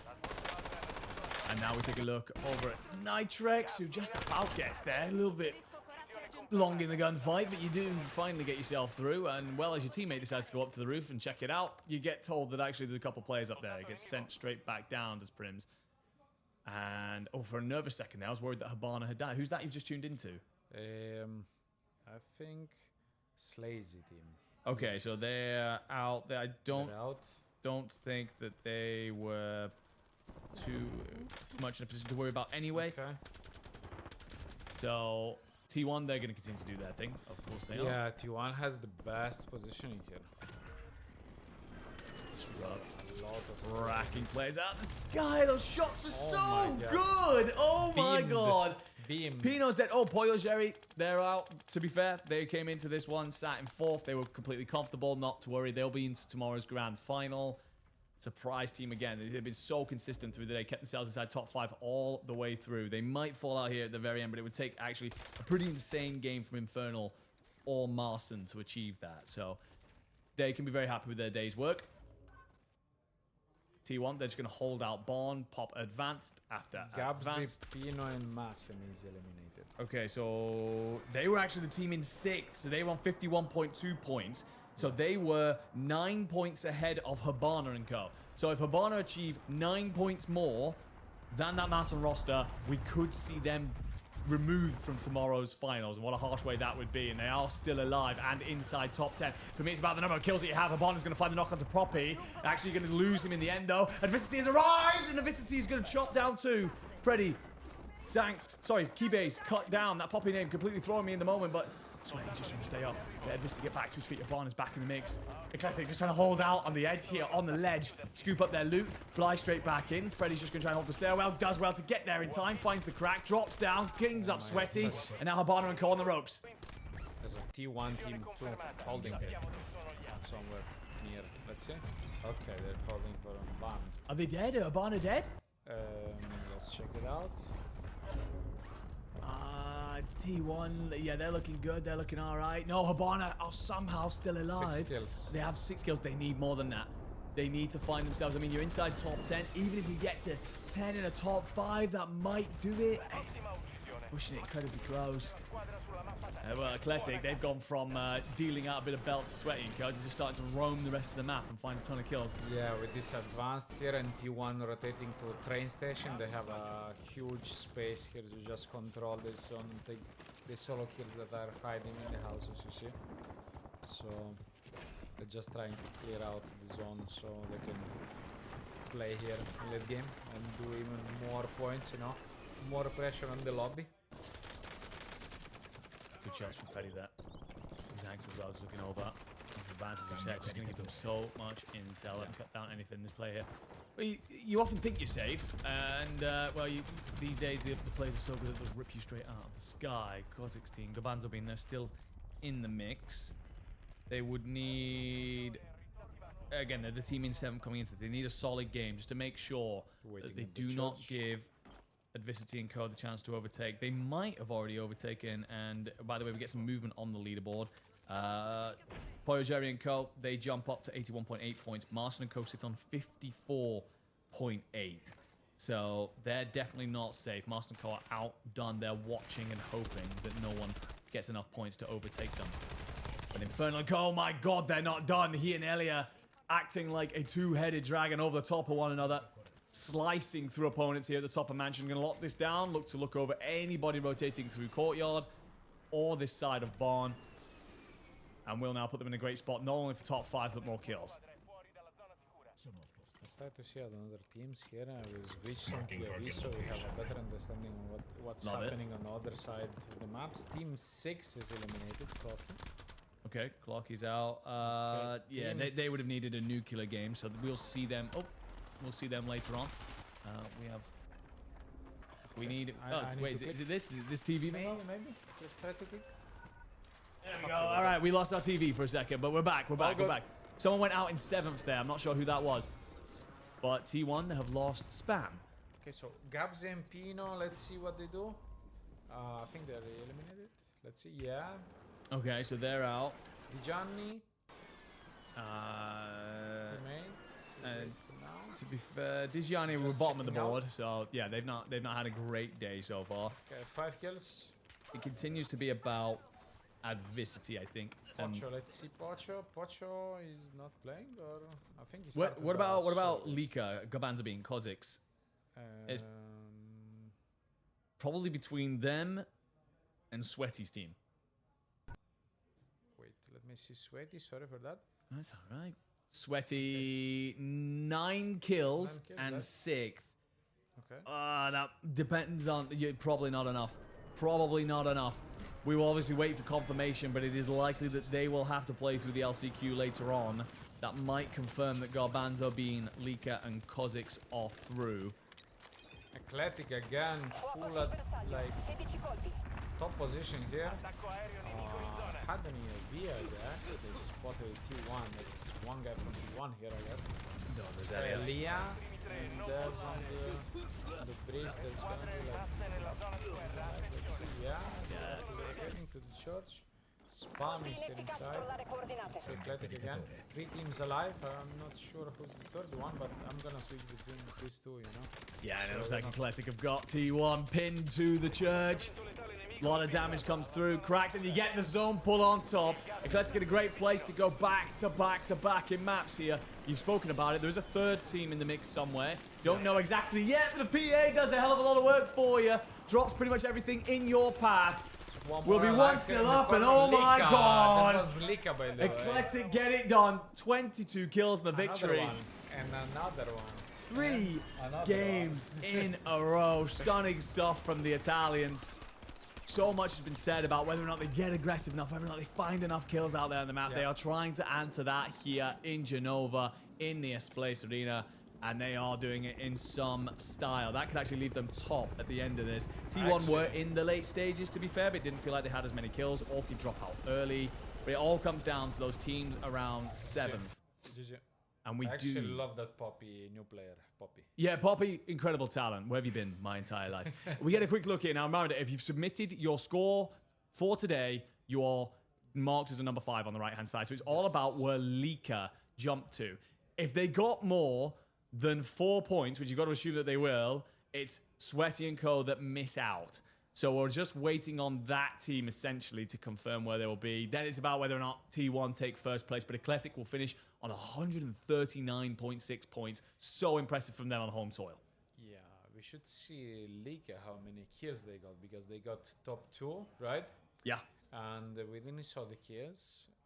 Yeah, unless they had a really awful map and were just constantly in regain, surely they have enough points, right? Yeah, also Elia and Inferno got like a late game there, so I think they're keeping their positions there. Yeah, they should be fine. Dropping from top 5 maybe. And I didn't saw other teams performing in this match to get that big game, you know, to get from top 12 to top 7. So I think the leaderboard's not gonna change much. I think it's literally just about Lika and Co. And assuming that they do jump Sweaty and Adversity Abana here, Sweaty, Adversity, and Abana would be the team that just misses out. They will have to play LCQ. Lika and Co. We'll see them in grand finals. Again, we were always going to see some surprises. The top teams have placed at the top. They've been exactly what we expected. I think Habana would have been one of the teams I actually would have thought would have made it. But then I've got to give huge credit to Pollo Jerry in particular. They made it incredibly comfortable. Infernal, they've made it really comfortable, which I'm pretty sure is another Italian team. Okay, so only Lika missing. A lot of Italian rosters, of course, here in Genova, but there are a lot of them delivering as well. I think that very much so want to show out here and remind everybody of the quality inside the region. Yeah, not bad at all. So we're only waiting for Lika, Cosi, and Garbana. Garbanzo Bean. Garbanzo Bean. I tried to say it with your accent, but it wasn't as nice as you did it. So only them need to apply to confirm the score, so we need to see if they're getting to top 7. I hope they do. They need like 5 points. 4? Yeah, they would need like 3 point 8 points, and I'm pretty sure that they will have that. Yeah. So I think that will confirm our top 7 as T1, Eclectic, Orchid, Poyo Jerry & Co., Infernal & Co., and Confirmation, Leaker & Co., who actually do even better than that. They go 6th. It will be Marston & Co. to take the final spot and get through by 1.4 points. Yes. Brutal stuff on Avicity, Habana, and Sweaty. Now, of course, like this. they do get the chance to still make the grand finals, but they've got to do it through the most, I'd argue, the most difficult part of the gauntlet, which is you have to win one of the 2 maps this afternoon. Yeah, that's pretty tough. Actually, after the match that you lost like this by such a small amount of points, it's hard to you to recover mentally and still to win the match. You know, it's like a solo YOLO. You need to treat it like a solo YOLO, right? But solo with like YOLO with your team. Yeah, exactly.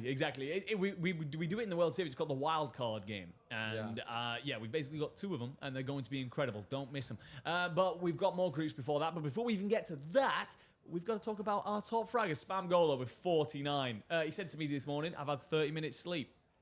Whatever he was up to last night, clearly on the juice. But either way, he's looking great today, full of plenty of vitamin C. Swizzin will be there in 2nd, Keybase in 3rd. Disrupt and Freddy will share 4th. Sariel in 6th. A lot of the names you probably expect, but let's call out one that we probably didn't expect to be so high. It's Elia. He's going to be the top player out of the expected players for me with 30 kills. Great stuff out of him. Yeah, that's a nice performance. I know Elia for a long time. So He's guys, playing like for lunch 5 years. the break so whenever I think you want between the groups. That's the I'll best wait for result the that he Android got to in see. LAN. So Well, it's one way to... peak form of Elia. So he needs to continue to perform like this. Absolutely, but if Ellie is shooting like that in the finals tomorrow, you never know how they might look. And then after that is the Divine. Habana actually gets inside the top 10 individually, but will not get through straight into tomorrow. That's insane. If Habana doesn't get through to tomorrow's grand final now, he's going to be like, I missed out by 1.4 points and I'm a top 10 fragger. What the hell just happened? Well, I don't think you need to focus on that when you're playing these competitions because you're gonna become crazy if you think about it. Yeah, but afterwards, if you get eliminated and you've had a one or two. Yeah, I know. Afterwards, maybe after 2 days that you will be sitting at home watching at that stats, you'll say, maybe I could That's when the awkward texts go out. Sorry, fellas, not playing with you next year. Roster mania, you're getting kicked from a WhatsApp group instantly.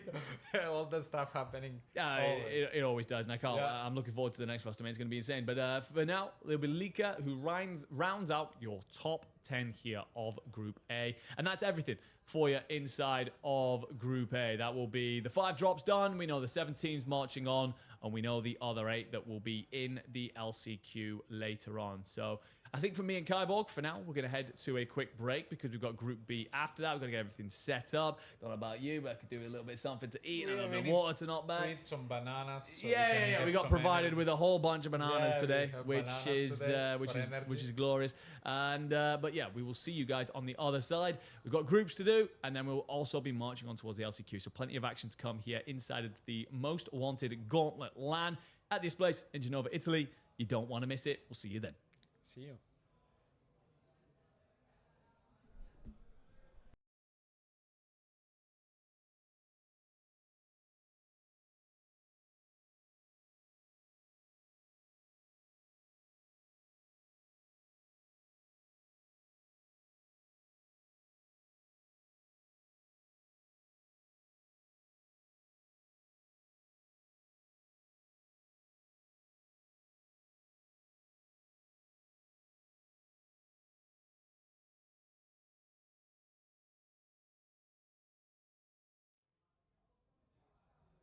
Ladies and Back gentlemen, again. welcome back to the most wanted Gauntlet here at the East Place in Genova, Italy. As said in the Twitch chat, we were having a couple of issues, but we've sorted it out now. Most importantly, Kyborg needed a nap, and he's now back on his feet. So we're all looking good here. And my friend, we're now getting ready for Group B to begin. We did 5 drops of Group A. We found out the teams that will be marching on through to tomorrow's finals. We also found that there was no teams needing eliminating because, of course, we had 15 teams in that group. But then the other teams will be marching on to the LCQ. Now, the LCQ has been moved to tomorrow in order to let us catch things up. So these 5 drops will be the last thing that we do today. And, of course, we can see Group B on our screens. A lot of top teams in this one. Yeah, this another group that is like pretty decent and balanced with the first one. So I think we're gonna have fun. There's a lot of time for a warm up for players actually, but they didn't play for like some issues. Like yeah, but I think they're still everyone is in the same level anyway, you know. So I think they're gonna be good to play. So they're gonna start soon. Certainly are. We're not going to be spending much time nattering on here. This is very much so getting us into these games as quickly as possible. But of course, your favorite teams are probably going to be likes of Ravens, Gentlemates. You've got a lot of top squads in this list. And also, of course, to remind you guys of the format, it is going to be 5 drops. Again, finding those top 7 teams to march through to tomorrow. 1 team eliminated. It will be that there are the other 7 being pushed through to 8, sorry, being pushed through to tomorrow's LCQ. So all that to settle coming on up. But what we do have is, of course, the scoring system, which is 1 point per kill. You get yourself not inside that top 10, you get a 1x multiplier, anywhere from 10th underneath top 5, a 1.2. Inside your top 5 is a 1.4, for victory, 1.6. It's the format that we've used for so long. It's tried, true, and tested. We're going to get the graphic back up on our screens here, showing us the group. I think, team, for me, there's a couple that are looking to make a statement. Of course, we mentioned Ravens, we've mentioned Gentlemates. Novo, I imagine there's going to be a lot of people out here in this place that are going to be big fans of them. Yeah, of course. That's one of the strongest, if not the strongest team, like in Italy. So I think everyone is cheering up for them. And yeah, they did a like pretty rough night last night. So, but Yep. I think they're ready to play. That's potentially a bit of an understatement. I think Fede slept for 30 minutes, but so did Spamgola last night, and he top fragged in Group A. So that's right. we'll see if they're just built different. These young lads. We've already touched on this. We're in our 30s, and the idea of staying up, getting 30 minutes sleep, and rocking up to a LAN is horrifying, to be completely honest with you. But outside of teams like the Gentlemates, Ravens, and Novo, we've of course got Skinner, SV, Bubble. They've been around the scene a fair bit. Skinner and Bubble have been playing a lot this year. Bubble under 4 Fun in North America. Skinner largely playing with Lotus 8. He's now been picked up by T1 as a coach for the Esports World Cup in Paris. So a lot of experience coming in there. I'm expecting that team to be one of the 7 through. Cordwell, Monzo, and Spyro, see them around the scene a fair bit. Ghost Andre, Inola, and Pio. I'm expecting that to be a pretty decent Italian side, actually. Yeah, it is. They have a good experience. Gostandre played a lot of Verdansk Battle Royale in competitive. I think he's a good good player to fit like in every team that you need like a support guy or like a frag guy. I think he can fit everything you need, you know, in the team. As from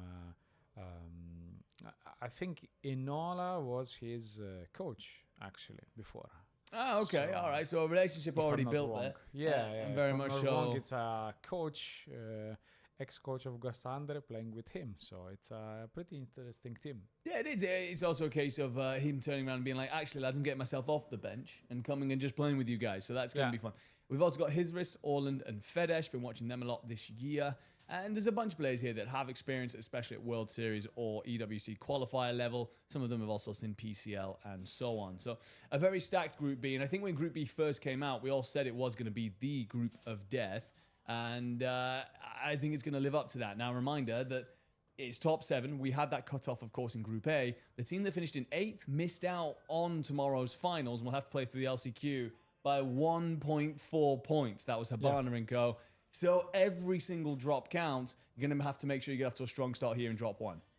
Yeah, for sure.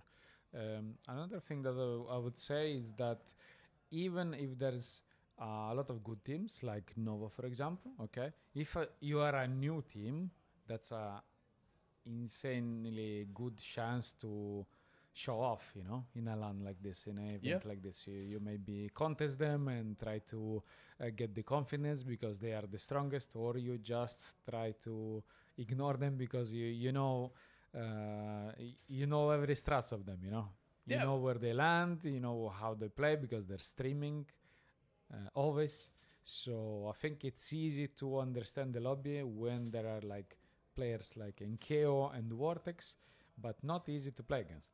No, definitely not. And of course, we are looking for new faces to rise to the occasion as well. We talked about Paulo Algeri's team last time out in Group A. They were consistently inside the top 5, qualified comfortably in the end for tomorrow's finals.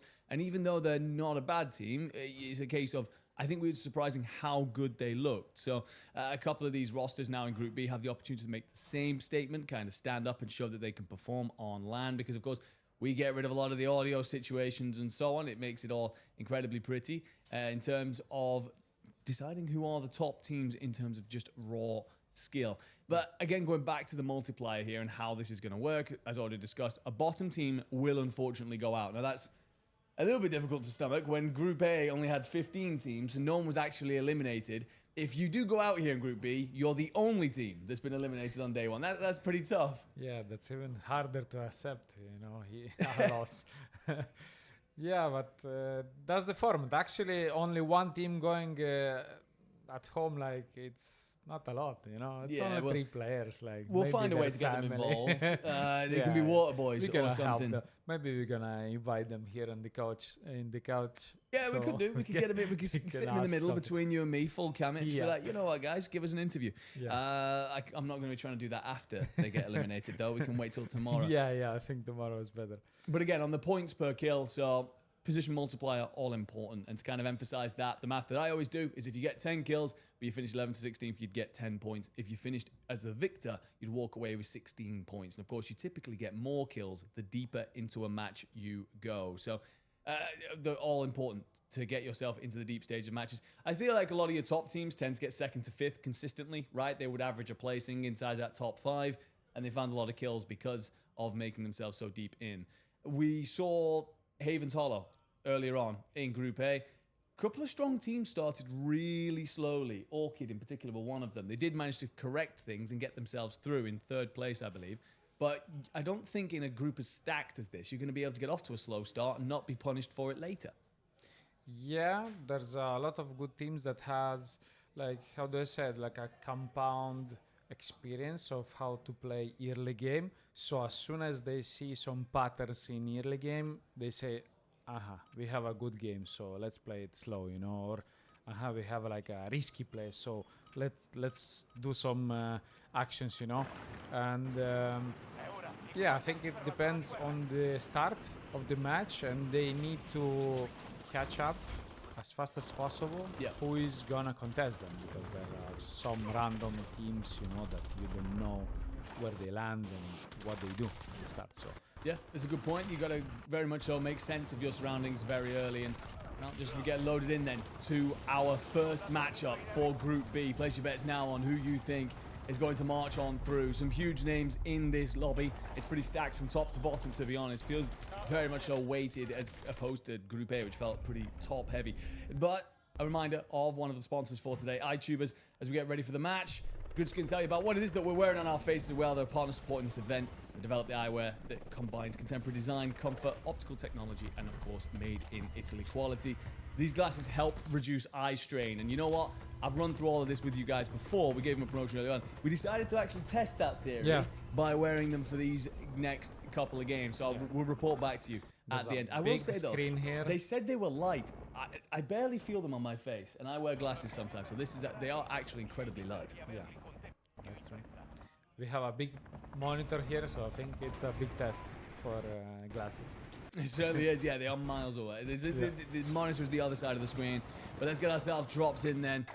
And we'll take a quick look at Skinner, SV, and Bobble. Looks like they're going to land over Gazebo's side. And, well, Skinner, he's had a lot of different drop spots this year, a lot of different setups, trying to make Lotus 8 work through this season. Unfortunately, didn't in the end, but certainly a better year than many would have predicted at the start. And Bubble, well, he steps out a little bit wide.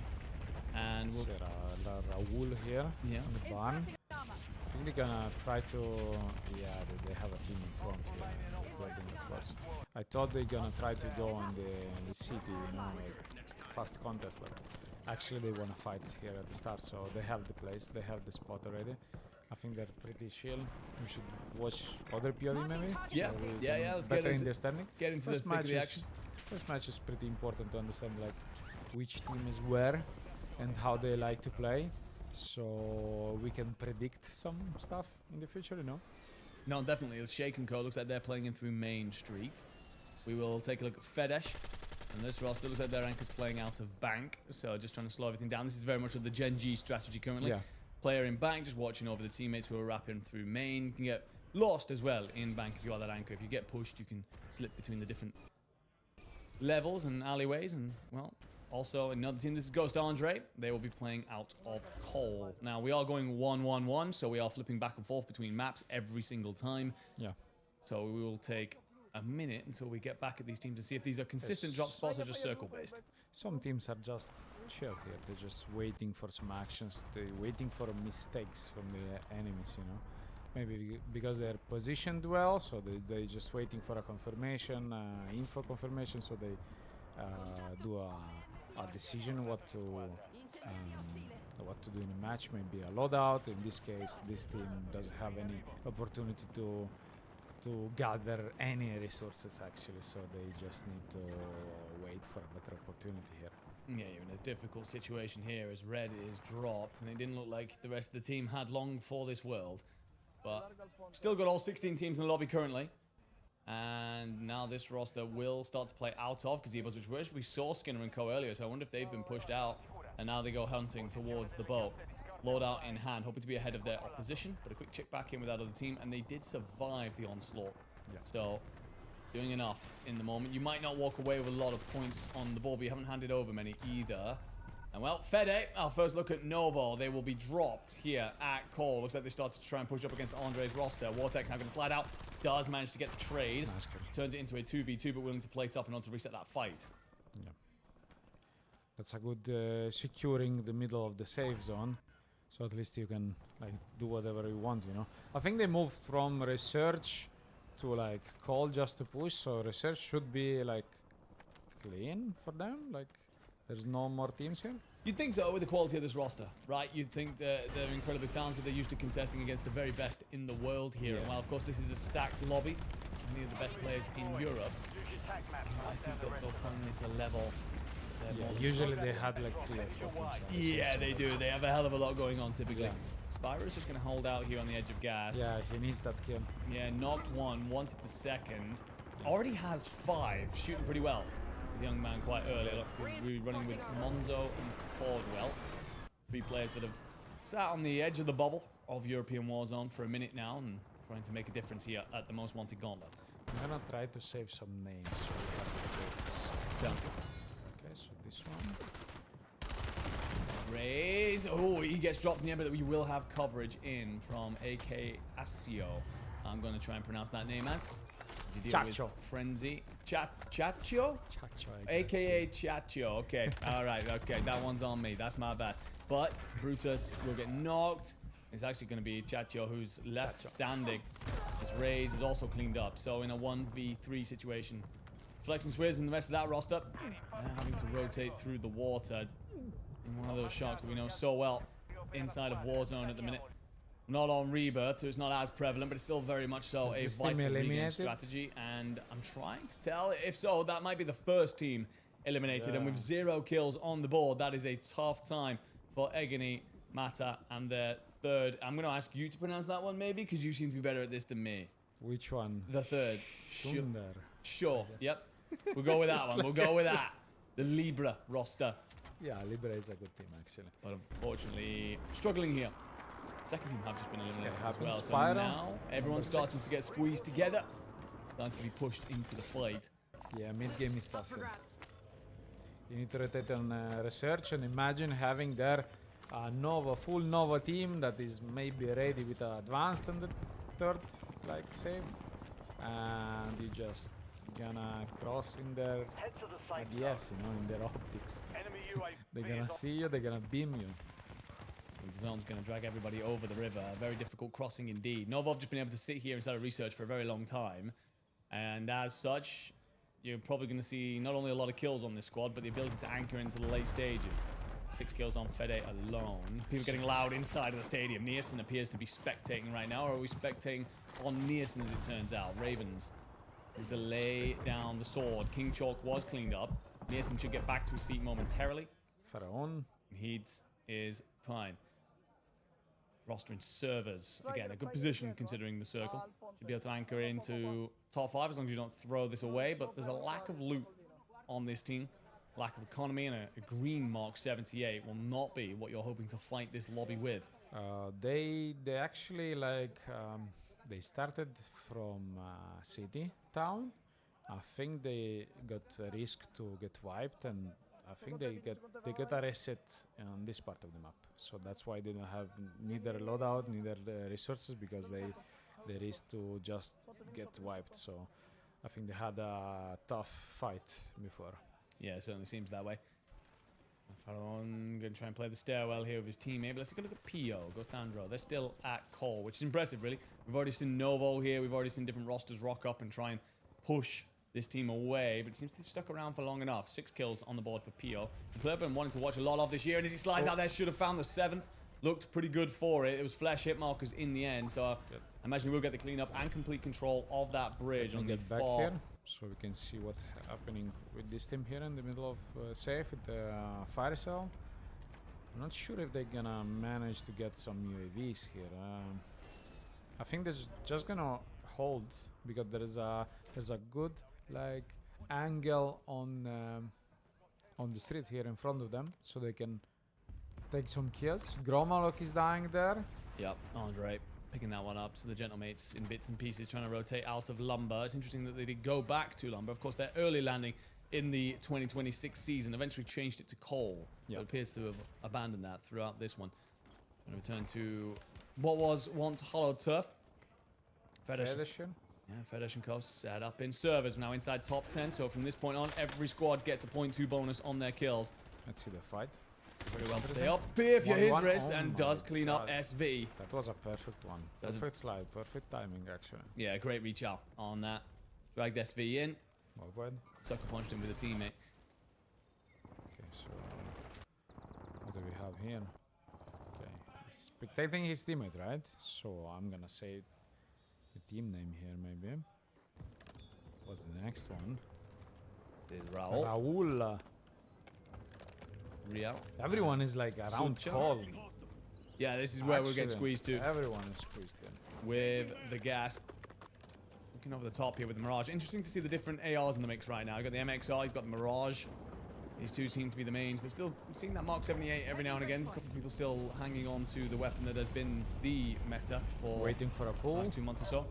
The pull's going to be really difficult, actually. If you are this roster, you're going to have to rack quickly in through the coal mounds. Instant ping, instant call, where to cross. We just need to cross with no smokes because we don't have them, and Enemy just UAV is online. maybe there's not many corners to check. You know, you're just having a good visibility here on in the open. But yeah, I think if you see someone in the trains there, it's better to get as close them on them as possible, you know, because they have no audio inland, so maybe there's an advantage. You need to think about that. So maybe by shooting such in a like long range, you're gonna get spotted and beamed from coal. Maybe I'm wrong. Yeah, Raul's doing pretty well here. You have got yourself top 5, by the way, so 1.4 guaranteed. So every kill here, extra valuable. He's cracking so many plays, destroying opposing economies. The problem is here, you might just be handing those players over to opposition, which might be feeding points away from you. Gentlemates are back to a 4-3. Enkyo, you just looking to play around the backside of this train here. Look over. Does have shots sent his way, but lights up one. Finishes that. That was Raul. Looked like he'd been knocked from somewhere else. So Raul eventually attracting far too much attention. Enkyo gets the plates in. Hallow and Gromov pushed up towards the train bridge. They should be in a position to cover over should he wish to cross here. Oh, and just about stays up. Does the right thing. Charles away from that mid-gunfight. Holding this MXR. Trying to find the shots at range. Let's see Novo here. What happened? Well, looks like they were maybe sent packing by Orland there. That's who we're seeing in the kill feed. Yeah, they're outside. Trying to survive here with Steams outside the zone. It's not pretty. Yeah, It's not pretty at pretty all. tough here. Vortex. Let's see what he manages to do here. Side. So I think he wants to zip on top and try to do something from top, because there's a little like position that he can help his teammate to get a knock. Someone is inside the house. Oh, wow. I don't know how many teams are there, like, or players. Quick look at the scoreboard there, though. 24 kills. So I don't think you'll mind too much that you drop in 4th with that many points on the board early. Yeah, let's see Enkeo, what he's doing. I think that's the best position for them. 9 kills for Enkeo alone. It will be pushed, Frappe a dispersion and approach. I think. It's a cluster, yeah, it's a cluster. It's going to come over. Enkyo, Hallow, and Grom are just trying to turn their attention towards Fedesh and Co, who dropped off the top. of servers. There is another team in the mix, though. There's 3-3, so you've really got to isolate one. The thing is, you don't want to be fighting first here because another squad could easily third-party this situation. Yeah, exactly. Such a nice angle here, actually. Such a nice cover just to move to your teammates. You know, you have like as soon as you get shot, you gather the info, you move to your teammate, and you do the plays together. So this very decent composure of them. So as soon as they have the safe pool, now they decide to rotate instantly because maybe other players are just trying to fight their lives for their lives, you know. So maybe they give you the space to advance. Nah, the zone pulls over the top of servers though, so the squad that were Yeah. inside are in a great They need to position. Gromlok takes a lot of damage, Enkyo as well gets himself tucked in, however. Gromlok's going to now try and cover over, actually gets the knock onto his wrist. That's going to allow Enkyo to be freed up. Two Semtexes up towards the top, in through the window now, and the bottom of servers, willing to challenge. Hallow's going to be baited out first, Enkyo does very well. For the cleanup, Oh great my stuff God. from the French Prince. Drags a couple to the grave, and Insane now going to get shots Hallow here. back to his feet and make it a 3v2 to close it all out. Insane action here in the house. They need to contest that. That's a perfect execution, actually. Beautiful work from Grom there, just cover over and allow Enkyo to stay on his feet. If he They're doesn't, searching for the last two. Last two? Who is the last two, guys? We will know. I think they're on bottom, actually, no? Maybe with Steams or on gotta top? be ceiling at this point. Feels like you cleared pretty much every single angle. Yeah, or behind the wall or on top. That's two Zone's options. going to pull towards the car park here, so if you are gentlemates, you've got the cross. And actually, on top. Enkyo's going to spot once. Skynade likely won't connect, but fracture opponent. Yeah, it's You hit gonna this at the zip same up. time, your teammates Hey, collapse go. the other side. Beautiful stuff. The Nice. gentle mates make map 1 look real simple. Insane execution. 28 kills and a 1.6 multiplier. Really popped off there towards the end. So insane teamwork. Hallow and Grom wait for Enkyo to hit the zip, and as he does, Hallow's there to play the two-piece at the end. Look at that coordination. Perfect timing from both of them, like pushing to that door, and one is zipping up. Like you cannot do anything like this. No. That's impossible. Great work. You can see it. You can see the hesitation from Hallow. He's just waiting in the stairwell. Enkyo, tell me when you're getting towards the top. Yeah, I'll yeah, burst through this door. Great play from them. And even earlier on, Gromlok tried, as the zone pull comes in to say that the server building is going to be where the next zone goes to. Gromlok tries to swing wide. He's back down. Enkyo then tries to make the crossing. He's put in a spot of hell. But Gromlok then gets the knock on his wrist on top. If that doesn't happen, Gentlemates probably fall there, missing out not only on a 0.2 multiplier, but probably 5 kills or so throughout that end passage. So beautiful teamwork out of these three. A lot of questions on them this year. Yeah, After a very good, second place DWC last year, second place at the World Series. It's not been the same performance this year on LAN. Looking to fix a couple of things here in Italy. Yeah, I think. Okay. Wow. Novo. That's actually at the same as we thought, like before on the Group A. You know, that's the first match is very important for them because they understood the level of the lobby. You know. Yeah. I think they're pretty confident because they usually they play against the best players. So as soon as they see some weaknesses in this lobby, they're gonna use it in their advantage, you know. Yeah. So maybe the rotation from the Lumber here that they actually executed perfectly, I think they're gonna do it again and again if no one is punishing them, you know, in the open, because they crossed in the open there. There was like a 10-second window to react to them, and I think that was a team on the who we were watching on the call that could have an angle on them, but maybe they ignored them. So Raul was down at Cole, but they seemingly got shot from someone else. Yeah, I think yeah, they got yeah. shot in the back, So basically. that was Isris and Co jump up to the top. They'll actually go above Novo.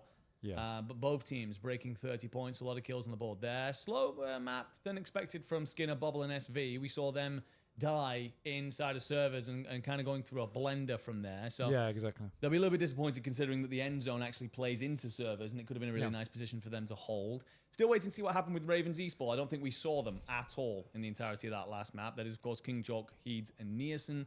So we'll wait to see what kind of score they put on the board, unless they got insta-wiped, which would be a shock to many. Expecting Gentlemates to obviously go to the top here with somewhere in the 45-point mark. But otherwise, just waiting on a couple of scores to tell us what we need to know. And actually here, you will see if it's got the round number 1 mark next to it, we have their scores in. So, of course, All these teams at the top looking pretty good. Vortex. I don't think all scores are in just yet, so I don't think we can judge this just yet. But the fact that Vortex has 14 kills, the start that we like to see if you're an Italian fan. Yeah, I was watching them a lot, and the thing that I noticed, Vortex is an easy MVP there if there's the zone pulling near to them, because there's a lot of players trying to, there's a lot of floors on the research, and everyone is trying to regain there. So it's a good hot zone place to make kills. Yeah, no, and the way you've got to play that as well. Like Hallow, fair play to him. He's had a lot of stick this year, I think, Hallow, and Gromlock also, but Hallow in particular, of case of not doing enough to help Enkyo at times. But moments like that are maybe why you see less kills. He dives through the window first. He knows that if he gets in there, then it's going to be Enkyo who's going to be able to find that two-piece inside of the server room. So he drops in well, lets Enkyo do his job, and it gets them a lovely win. In the end, it gives them 44.8 points. Now, I can't remember what 7th was last time out, but I feel like it was somewhere around the mid-70s. So you might be most of the way there already if you are gentlemates. Fedesh and Co, of course, with 36.4, and Novo with 33.6. Great starts from all three of those teams. That's a record for today, no? In two groups, 44 points in one match. That's insane points. You might be completely correct. Yeah, I think we saw on the fourth match we saw 70 points, right, in the Group A. So they already have the half of it. Yeah, in the first match. It's a lot of kills for sure from the gentlemates. And we will, of course, take a look at the individual kills shortly. I just want to check towards the bottom of this leaderboard here, because I really want to see if Nielsen and Co did get wiped off the start. And, well, we still don't have confirmation yet, because we still have nothing some through. Teams have 0 matches still up. Yeah, so we'll wait for confirmation, because if they have gone off to a 0-kill start, that would be a news story for us to track as we go through. But again, I'm surprised by the slow start from Skinner. Bubble, SV, that's a solid team. Yeah, Bubble is a solid player, has a solid team. And I think they just got wiped in the city, I saw SV die in servers, so I'm not sure. Okay, maybe. Not sure how far they went from there. Okay, Really. I think maybe they split it, or maybe me saw something. Yeah, but I'm. There we go. Ravens get 10.8 points on the board, so definitely nowhere near the level you would come to expect. But it is first game, so just getting at least some points on the board. If this is your worst game of the day, you're going to be completely fine. Another check back on the individual's kills, and you will still see Vortex at the top with 14. So putting in a lot of work. Fede, his duo, will be there on 8, so 22 between that pairing. Hallow and Enkyo, they go 23 between that pairing, but it's a lot more evenly balanced. Just to say one thing about Novo, I think pretty confident of their performance. For sure, they're gonna play even better on Rebirth Island, because in the last months that I was watching them, they're outperforming everyone in Rebirth Island, and few times they recovered the point from that map. So I think that's their main map, because they're always winning fights in Control. Yeah, no, they are. They've been doing a wonderful job of fighting Virtus Pro at Control and winning out the trades there. I will say there's 2 Fedes on this list. I'm just going to ask for a double check of which one is the Fede. Will the real Fede please stand up? But also a case of whether or not those kills should be combined. The green one is Fedesh, actually. Oh, it because might he be. was Yeah, top, it might be top Fedesh. 2. He finished you're top right. 2, so I think he got some kills too. Don't worry, fellas. That's not confusing at all. We appreciate it. Everyone is Fede in Italy. It's Federico and Fede. Let's put it like. So I've been here for less than 24 hours, and I've experienced the same name like 15 times. You'll have Hisris as well, propping up there with 8 kills. Chiaccio, how did you pronounce the name? Chiaccio. I think so. And then Ghost Andre and Inola will make up the top 10. They're just in behind Gromlock, Chalk, Monzo, Cordwell. This is where you see a lot of your anchors typically. And Eskedit Sosa, that'll make up your front page. And that will be that for now. So a solid drop 1 if you are, again, Novo, Fedish's roster, and Gentlemates, everybody else, they've still got a lot of work to do. Yeah, I think we need another leaderboard for the best anchor, Like, how many how many times you revived your teammates, you know, like a top anchor, and we will see the best anchors in the teams, because this is not fair, actually. Just to watch at top fraggers, it's not fair. Anchors need some love too. Yeah, anchors some need love, loving yeah. too, says Kyborg. I mean, I Anchors guess, need love. I guess if I'm an anchor, I get paid out and all my loving from the money I make on the Yeah, tournament. So that's for sure. we often judge an anchor based on their ability to keep the team alive. So if you finish in first, congratulations, Gromlock. You're the best anchor in the tournament right now. That's not easy in a lobby like this, actually. No, definitely not. And again, coming back to the play that they made to win the game. Gromlock swings out first. He takes a lot of damage, backs off. Again, one of those subtle things that top players do very well is understanding, actually, I can't continue to step out in this direction. I've got to swing back. He gets back in. As Enkyo tries to make the move, he then Gromlock gets up quick enough to cover over him and get the knock onto his wrist. Otherwise, it's very possible that first and second actually switch here, because his wrist was actually on top of servers. So Gromlock doing a wonderful job as an anchor. Hello, that support playing in to let Enkyo do his business. And it looks much more like the three gentlemen that we expected coming into this year. And again, just trying to build some confidence here in Italy for the Esports World Cup in Paris in August. I would love to see Raul more the next match. Maybe I will switch to his POV. I'm interested of how they're gonna play it out. You know, they have a good chances to get to the top 3 actually and stay there. Like we saw in the Group A, the teams that were in top 5 in the first 2 matches, they kept their positions. You know, so I think everyone is just trying their best to keep the strats, respect the strats. So that's why everyone is keeping the same positions. Take a look at Gentlemates here, and That's a risky one. Yeah, Gromlock gets sat down, Oh and that, my God, that might be Gentlemates right? out. If Holo doesn't 8 get seconds? back to his feet, 5 to go. No way. Will just about get himself 3 up. seconds? And inside No the goal, way. Gentlemates out instantly here. Instantly in stronghold. And moments like that we just never used to see from this French trio comes back to bite them yet again. And that's unlucky. yeah, I mean, Gromlock isn't going to want to watch that one back. Enkyo gets in with the pistol inside of Industries here, tries to support him, but Gromlock then goes for the trade and does not get there. Destinio, I'll be honest, I don't know who that is, but all of a sudden, my ears are pricked for any sort of opportunity we get to talk about him, because what a moment that is. Essentially sending Gentlemates to the showers early. Let's take a look at some of our other teams. Here, Brutus. Okay, this is gonna... Let's find some fights here. Viper. On prison, there's 2 teams on prison actually. On that side. Sosa, I've just gone with Sosa here. Sosa, Even though there's a Sosa in NA, now It's there's the a easiest Sosa as well one. in EU. But yeah, good lord, that is a mouthful, to say the least. Mata gets cleaned up here. Team just in trouble inside of chemistry. He's got a little bit of stick drift, by the way. Just someone get him onto that. Someone get him told. It's just to have a better aim assist. Sure. Secret settings of a pro players. Drives me crazy. I have an OCD about it. Don't like it. Stillman gonna slip away here. Loses his duo. And well, It's a lot of players in this zone actually. teammates anchoring in the water. So this has been a bad start for this roster. We didn't see much of in map 1, to be completely honest. This team is doing pretty well actually in Essen. We're off to a slow start on that one. Ravens only the 10.8 points. So we want a banger here to get back into the thick of things. Be right up there. What you don't want to be is going into map 5 needing a big game. If you end up in that situation, suddenly pressure's dialed up. That's when mistakes start to come about. We've just seen from Gentlemates, you can drop real quick, real early here. Can't afford that inside of Genova. Nissan wants to push this, you can feel it. Sorry, Kingjaw wants to push this. You can feel that, and he does push it. He gets in through the windows, a little bit messy for a moment, but does deal with Raul in time.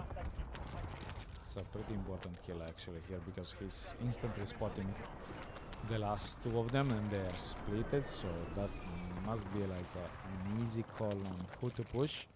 And then they see another bodies here on the floor, so I think he understands that there's maybe possibly 2 teams. You know, some solos splitted here in this zone, so he's playing very carefully actually. Can I say that? It's actually like, yeah, he's letting them fight each other and just getting the kills. Gets all the pings as a reward. Player's going to dive on down close. Doesn't get there. King Jork. Great shots, just not enough to finish in the end. Frustrating one, this. The more time the opposing player has, the opportunity to put the plates in, but also reposition and bait you in for a fight you're not ready for. King Chalk's I actually love this on POV. the Actually, hunt. I love how he moves, how he instantly understands how he thinks, how he analyzes the situation in front of him. It's like a bit of like a tunnel vision, but the professional tunnel vision, you know? Like you're focused on what you need to in that moment. Like, it's not. Well, King Chalk has been insane all year long. He's hit a level that is truly ridiculous. Nielsen, of course, has been the superstar of this roster. King Chalk has hit a level that I just did not see coming. He's always been a good player, but really he's entered an entire different tier. He's dominating through this, 2026, and he's flying right now up to 4, I believe. Should have had a 5th, really, and we'll just feel like he's going to hunt pretty much everything. It's Nova with advanced here. PA on them, so it's pretty risky actually to go outside. I would be like so scared to go outside with the PA on top. Hey, we've all been there, right? We've all caught ourselves our own precision airstrike. It's such a risky push, you know, but yeah, I think he's pretty confident because he has a teammates there and you have advanced, so I think it's a pretty like easy call for them. Fede nearly stays a little bit too long.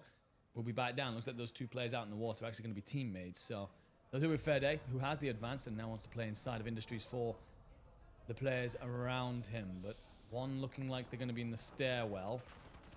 They're just marauding around the middle. And yeah, Vortex can activate, so Fede plays off the back of it. There's your first. Your advance runs out, but you know there's a second nearby. Yeah, they have 20k. Actually, they can pop another one in a bit. There's a fire cell in a bit. Vortex is still keeping his MVP, I think, with kills, because he's still frying, still getting a lot of kills, even in this match. Ooh, such a nice shot here.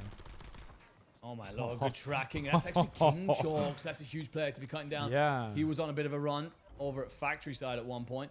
They've started to rotate over, have the Ravens. I think King Chalks probably just got a little bit too big for his boots and was walked straight into an incredibly talented Fede. Yeah, Fede is the most favorite player in the last months in Italy, actually. Everyone was talking about him in the last 2 years because he got known by invited to play with some ex-pro players. So everyone saw his talent and everyone was waiting for his birthday so he can officially, legally join all these serious tournaments. So he can show off. Yeah, he was one of the names on the under 18 list, and don't worry, there are plenty more that we're waiting to see break through the ranks. Pay attention to over the coming years. It does feel like when Enkyo came through for France, it feels like that kind of moment for Fede, and of course the impact that he has had for this Nova roster this year. They were very disappointing in Birmingham. Fede turns 18, and in Atlanta they qualify for the Esports World Cup. So if that doesn't tell you just how great he's been, I don't know what really will. An opportunity to go even better in Paris in August, but for now, Shake and Co. They're in bits and pieces. Shake's going to actually take to the water with his teammate here just to try and buy time. I think all 3 of them are actually going to be in the water, so as Blender City as it gets. But it's a good rotation, actually. You can reset here if you need some time. Then the water, because they know about the fire cell, you know, it's a risk to go out. You can get instantly wiped, and the team maybe with advanced don't want to lose time going for sharks like this to get kills, so maybe they're just trying to be ignored. Ooh, it's getting loud. Yeah, it's getting loud in the venue. I don't know if you guys are picking up on any of it. They're all Italian words, atmospheric mics and cameras and all sorts all over the place inside this building, but let me tell you, people are letting folks know out there. Okay, another advanced popped. Here's the risk. Fedish team here. Near that water, actually. Just trying to clean up anybody surfacing for air here. Reminder, this team had a great map 1. Okay, he's just chilling here. I think they're too passive here. Maybe they have such a good opportunity to go on the other side, maybe to clean that out, but it's risky, actually. Not everyone wants to risk. No, it certainly is. Nanola just another team in the water. Cruising on top. Yeah, this is Genesee and Co. Yeah, everyone is here. It's just typical of Rebirth Island. This, as soon as your entire team's in trouble, into the ice cold seas we go. Back to King Chalk. to play in here. One crack, Red, the another second crack. player appearing. And then Aid will also get a crack near since flooded the other side. And look at all three of them send in sweep clear. Insane. Beautiful Actually, work. beautiful, yeah. Perfect execution here. 7 kills for King Chop. They have another advanced here, I think. Like, they can make so many kills actually. PA doesn't get that player on top. It was funny actually to see a PA on top of him. Yeah, I think that would be perfect. This. Oh my god. Okay. Well, that player thought that they had time, and King Chalk gave them absolutely none of it. And Chalk himself, by the way, on 8. So I'd say they'd made up a fair bit for their performance. Map 1. Okay. Novo. Nova again. Getting Fede back into Industries, who's going to try and play support. Gets there just in time to help Vortex. Nice trade. And now Blade will arrive with them as well as they lay claim to Industries. And now they can kind of, all right, do you want to fight Bio? Do you want to watch a couple of these teams rotating in? Do you want to go for the plays out in the water? Yeah, I agree. They're going for Bio. They want every bit of this team. Ooh, Oh, Fede's red dot. This jump. opposing team might have an advanced. Nice wall jump there. It's baiting. Such a nice bait here. Well played from Blade actually. Perfect timing there to help his teammate. Oh my god, the Okay, shots. so they got 3 kills here. They controlling the zone. They're gonna be on high ground. It's risky actually to stay on the high ground in this game because you have a lot of PAs, you know. So it's not like a secured late game. But we will see. That's a Still advanced. frustrating one for Fede. There are 3 players swimming around in shallow waters there, but he can't get them. Yeah. PA Ripples just passed as well. Someone got eliminated here. Yeah, Novo looking great. That might be his risk and curl. They did hold bioweapons, had it ripped from them. Ravens, they're going to chill in Industries, wait on this zone, figure out where to go from there. So many shots. Estinho, he'll clean up Shake, but Raze then finds Estinho, and this is everyone now just trying to get the hell out of here. The zone's moved away though. Yeah, yeah, Everyone's going to yeah. have to begin to move at some point. I think there's gonna be a lot of kills for Nova team actually. It's a death sentence this to pretty much everybody in the water. Look at this 7 save teams zone. left. Look at this save zone. That's perfect. Oh my god, right on top of Bio. Fede looking over, wants this team to step out of Industries, dares them, begs them, isn't aware though that it's the Ravens and they will rip you should they want to. And actually Precision's going to be called in top of your head, so Fede's going to have to back off. That might give Ravens the moment to either play the buy station or get themselves into Bio entirely. Fede's actually going to lose a play, slips one inside. Now going to have to figure out how to play this. And you will find that Vortex is still picking away at squads on the north side of Bio, so you're not Yeah. out of options just yet in terms of finding Yeah. kills, but you've always worried, right, about Ravens suddenly activating out of Industries and causing you trouble. Yeah, of course. Okay, 4 teams left. Some flyers. They see everyone because they popped advanced, if I'm not wrong, right? Yep. Yeah, they have an advanced here, so I think that the next poll will decide everything. That was weird. I'm not sure if that is on our end or also on Fede's end, No, but I think it's a Fed. He just broke the game. okay. Well, it isn't stopping him killing everything. Spyro steps out for half a second. He's dead. 3v1. I think it's against the last remaining member of the Ravens. Yeah, They're going to 3v1. send this together. They're going to hit it. Blade's in there, Nice, and it Blades. is done.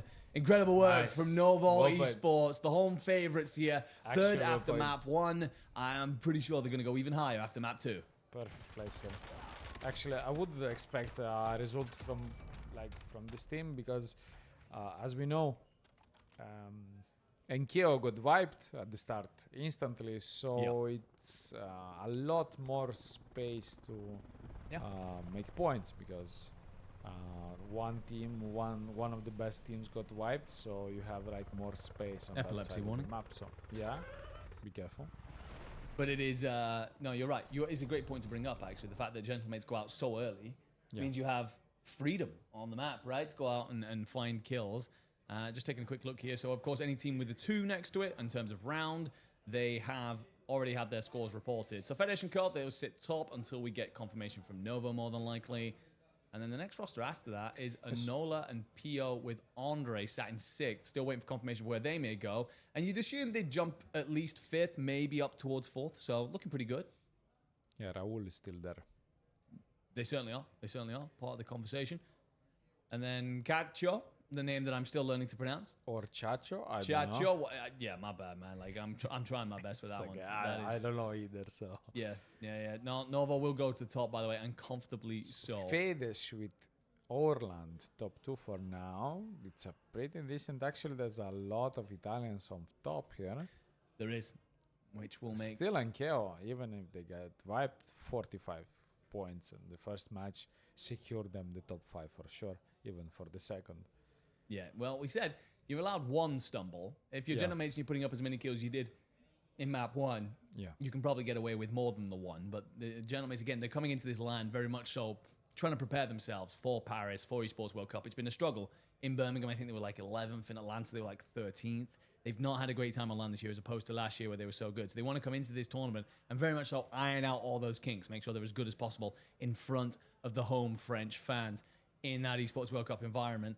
I would say the map 1, you're probably feeling very confident. You come out of map 2 and you just, it's one of those, okay, was that just a blip that can happen sometimes in a Warzone event, or have we still got things to work out? You've got to hope it's the former and not the latter. Opportunities to go and prove that ever still. So waiting for a couple of scores to come through, but leaderboard jumping all over the place. We might have top 7 make it through to tomorrow's grand final. The bottom team is eliminated. That is currently Egony and Co. And it will be all the teams basically in the middle of that, so 8th through 15th that go to tomorrow's LCQ.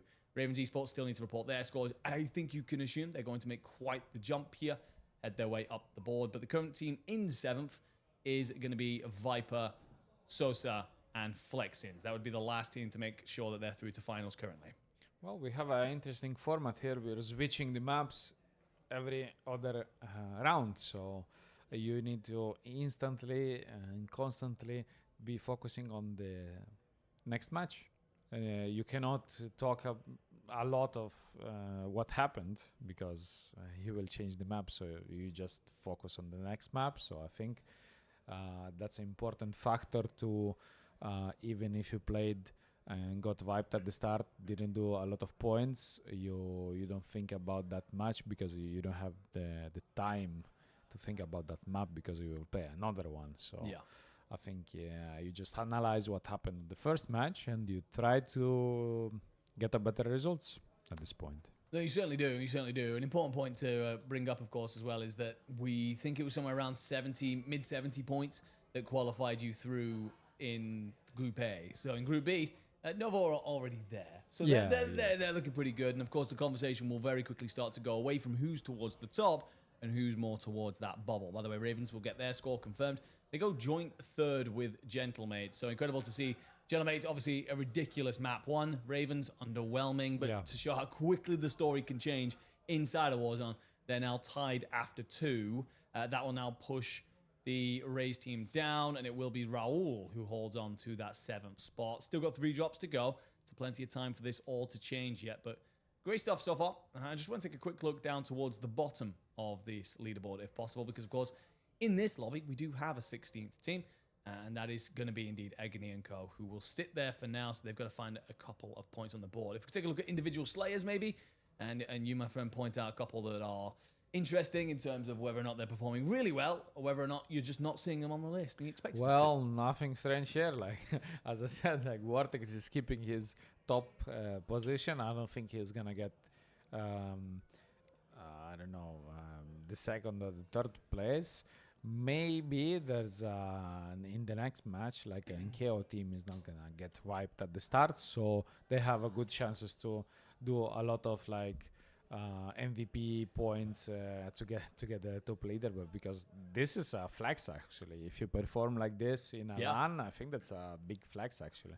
But I don't think Vortex needs to flex because he's competing for 15 years already. He's the only Italian that was playing in a CDL actually. No, he's been around for a long time. Was it the Heretics roster he was under? Who was it he was under? Back in those days. But he's been around for a very long time. You're right. But you mentioned it earlier. A lot of Italian players. Now, obviously, we've got a lot of Italian players in attendance because, of course, we're in Genova. But it's a lot of them towards the top as well. And that's going to make the home crowd very happy. Yes, that's for sure. And as I was saying about the flags here, as an Italian, I think mentality, this results at the start of the LAN, I think it's a good confidence for them, because there's no like nothing negative. You're performing well. There's nothing negative, so you need to continue to play your game, like as you know how to play, you know. So the others needs to adapt to you and create something, you know, something new, so they can beat you. But you're staying there, chill. You're having a good amount of points, so you're good. Certainly are Novo's to lose right now. It will be Italian teams in first and second, and French teams operating in joint third. Another Italian team in in fifth. So 3 of the top 5 are going to be Italian squads. That's obviously wonderful. I am curious if we were to go out there and ask that crowd, because of course they had a very strong showing from an Italian team in the first group, right? In Eclectic. I wonder who they would rather win this, if in between Novo and Eclectic. If they could take the entire tournament, obviously they'd love them 1 and 2, but I get the feeling with all the hype at the minute behind Fede, they'd be leaning towards Novo. It's more about the single player, you know. It's not about like more the team. If I like Kibitz is clutching something, okay, he's gonna be popular for those 2 weeks, you know. Even if like Vortex is getting like top fragger MVP in a LAN, he will be more famous than Kibitz for 2 weeks for the next 2 weeks. It's like like this. Whenever we do a tournament, what I'll do is I'll check the top Italian fragger. I go gonna to their cheer stream with, because their stream will be mad busy. Okay. There is no hate in Italian community. There is no hate on any player, you know. Everyone is respected, but if you outperform everyone, you're getting even more respect. You know what I mean? Like everyone is just cheering up for everyone and having fun. As I'm noticing in the last period, like we having a really great community. Actually, no one is like upset about anything, you know. No, it's certainly been a wonderful community event. A lot of people in attendance here. They've been on the nights out. They've been spending lots of time together. Again, today it's been a bit more business. I got a feeling that everybody will be considerably more locked in tomorrow when we play for the 4,800 euros in that finals. But keep an eye on Novo. I'll get themselves down here around research. That's a pretty good save for Novo, so I think I'm gonna skip them for a while. So we see maybe a start from Enkeo. Maybe this time is better. Sure. They were landing at Lombard.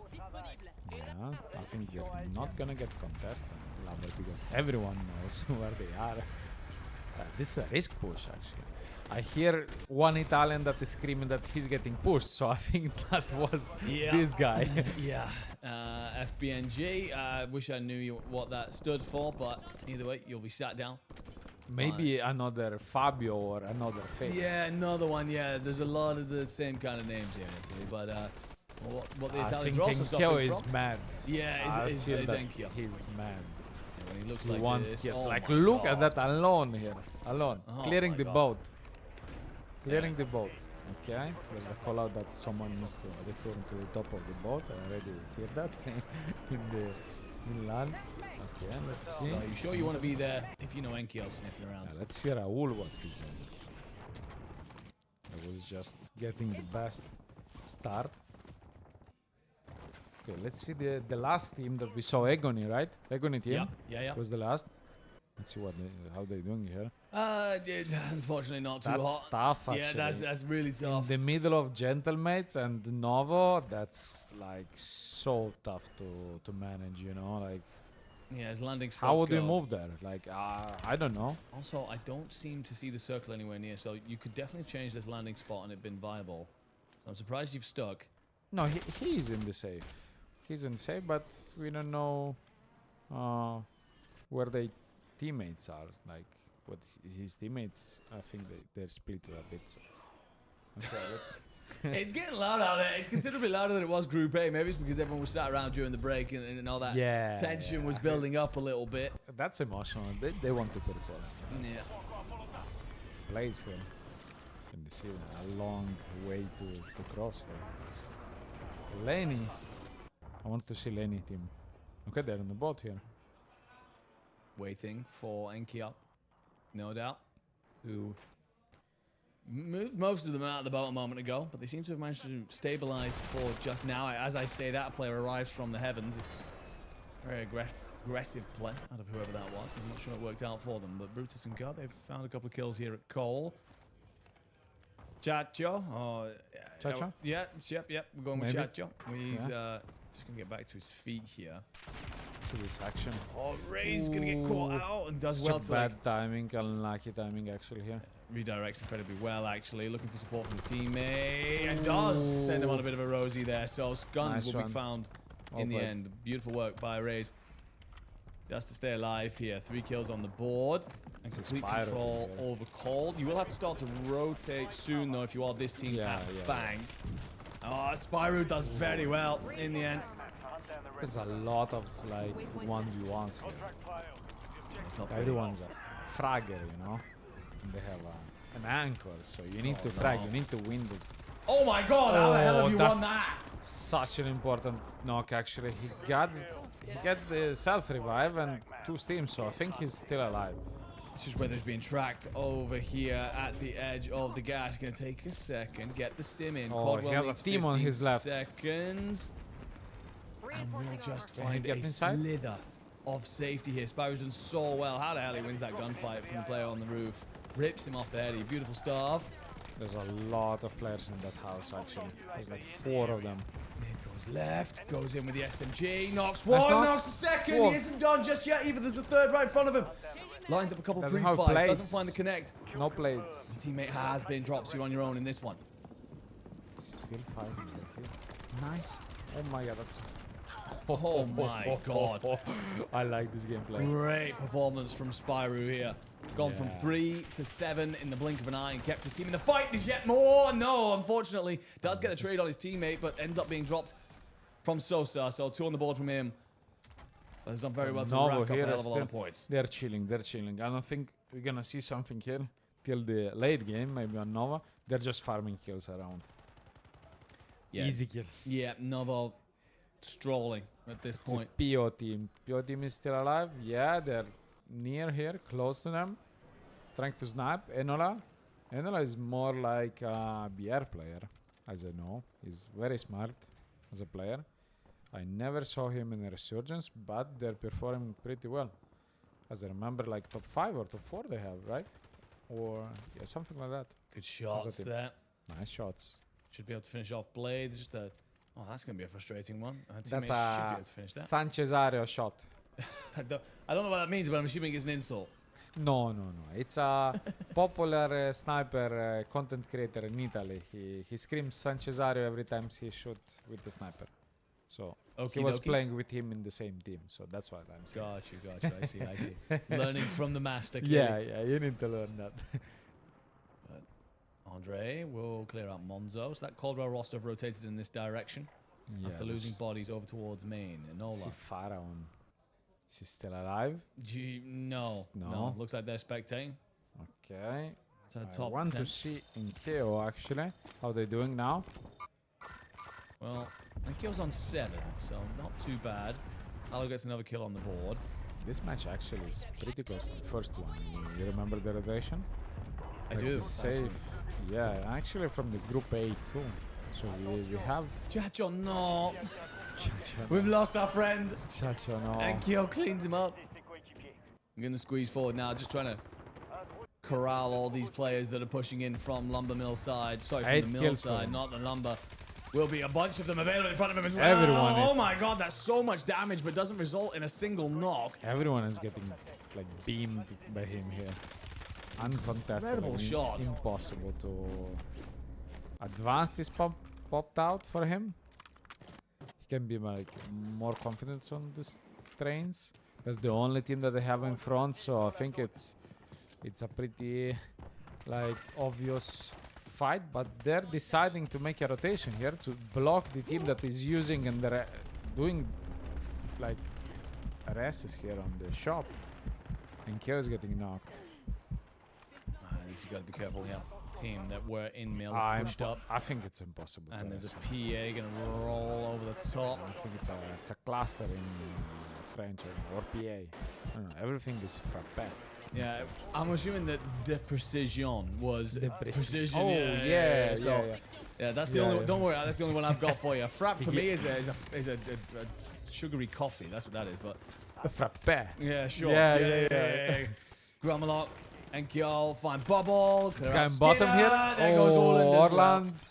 This team have got to be pushing close to 20 kills again. They're gonna do such a lot of kills here, around here.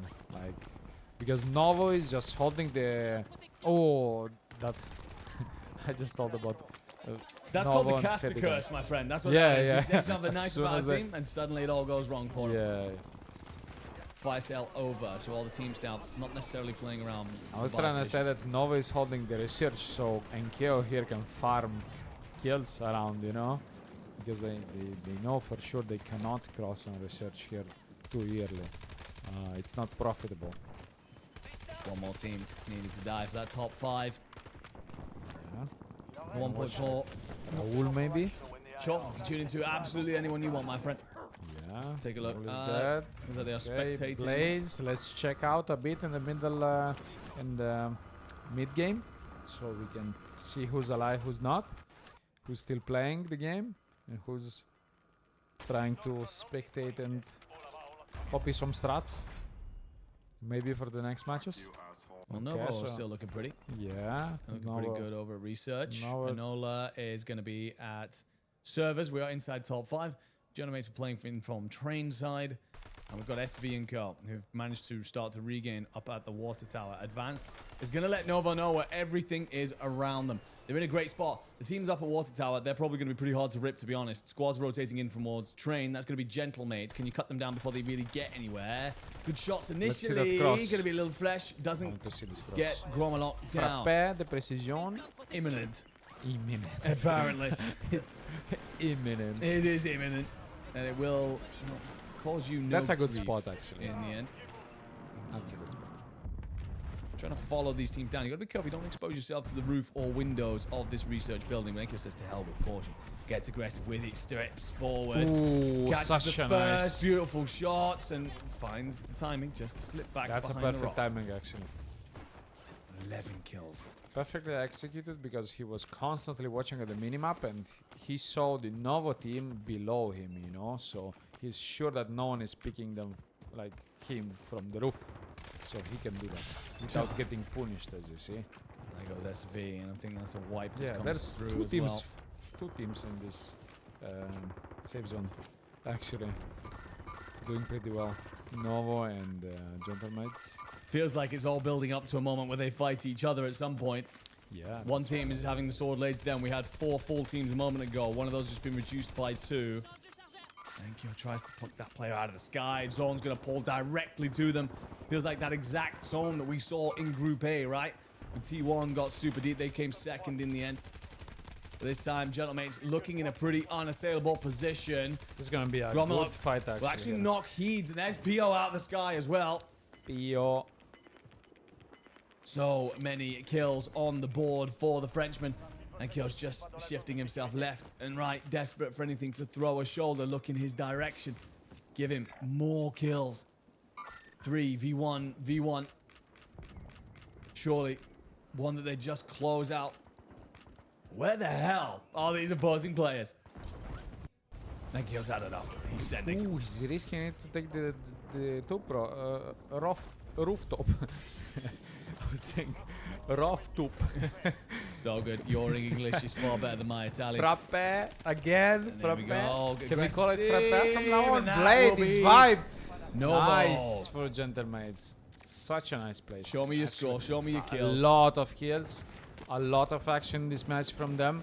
Not so much like action from Novo Esports, but I think that they're still doing Another 28. good. Yeah. So what was another it? What was it? 28. Game 1? 44.6 or something like that. Yeah, you've it's just like doubled. 90 points actually. Yeah, in right? 2 maps. It's Yeah, insane. in 2 If they maps. just had even a decent rebirth, they Yeah. put themselves in such an insane position Yeah, right yeah, now. yeah. That's how I did it.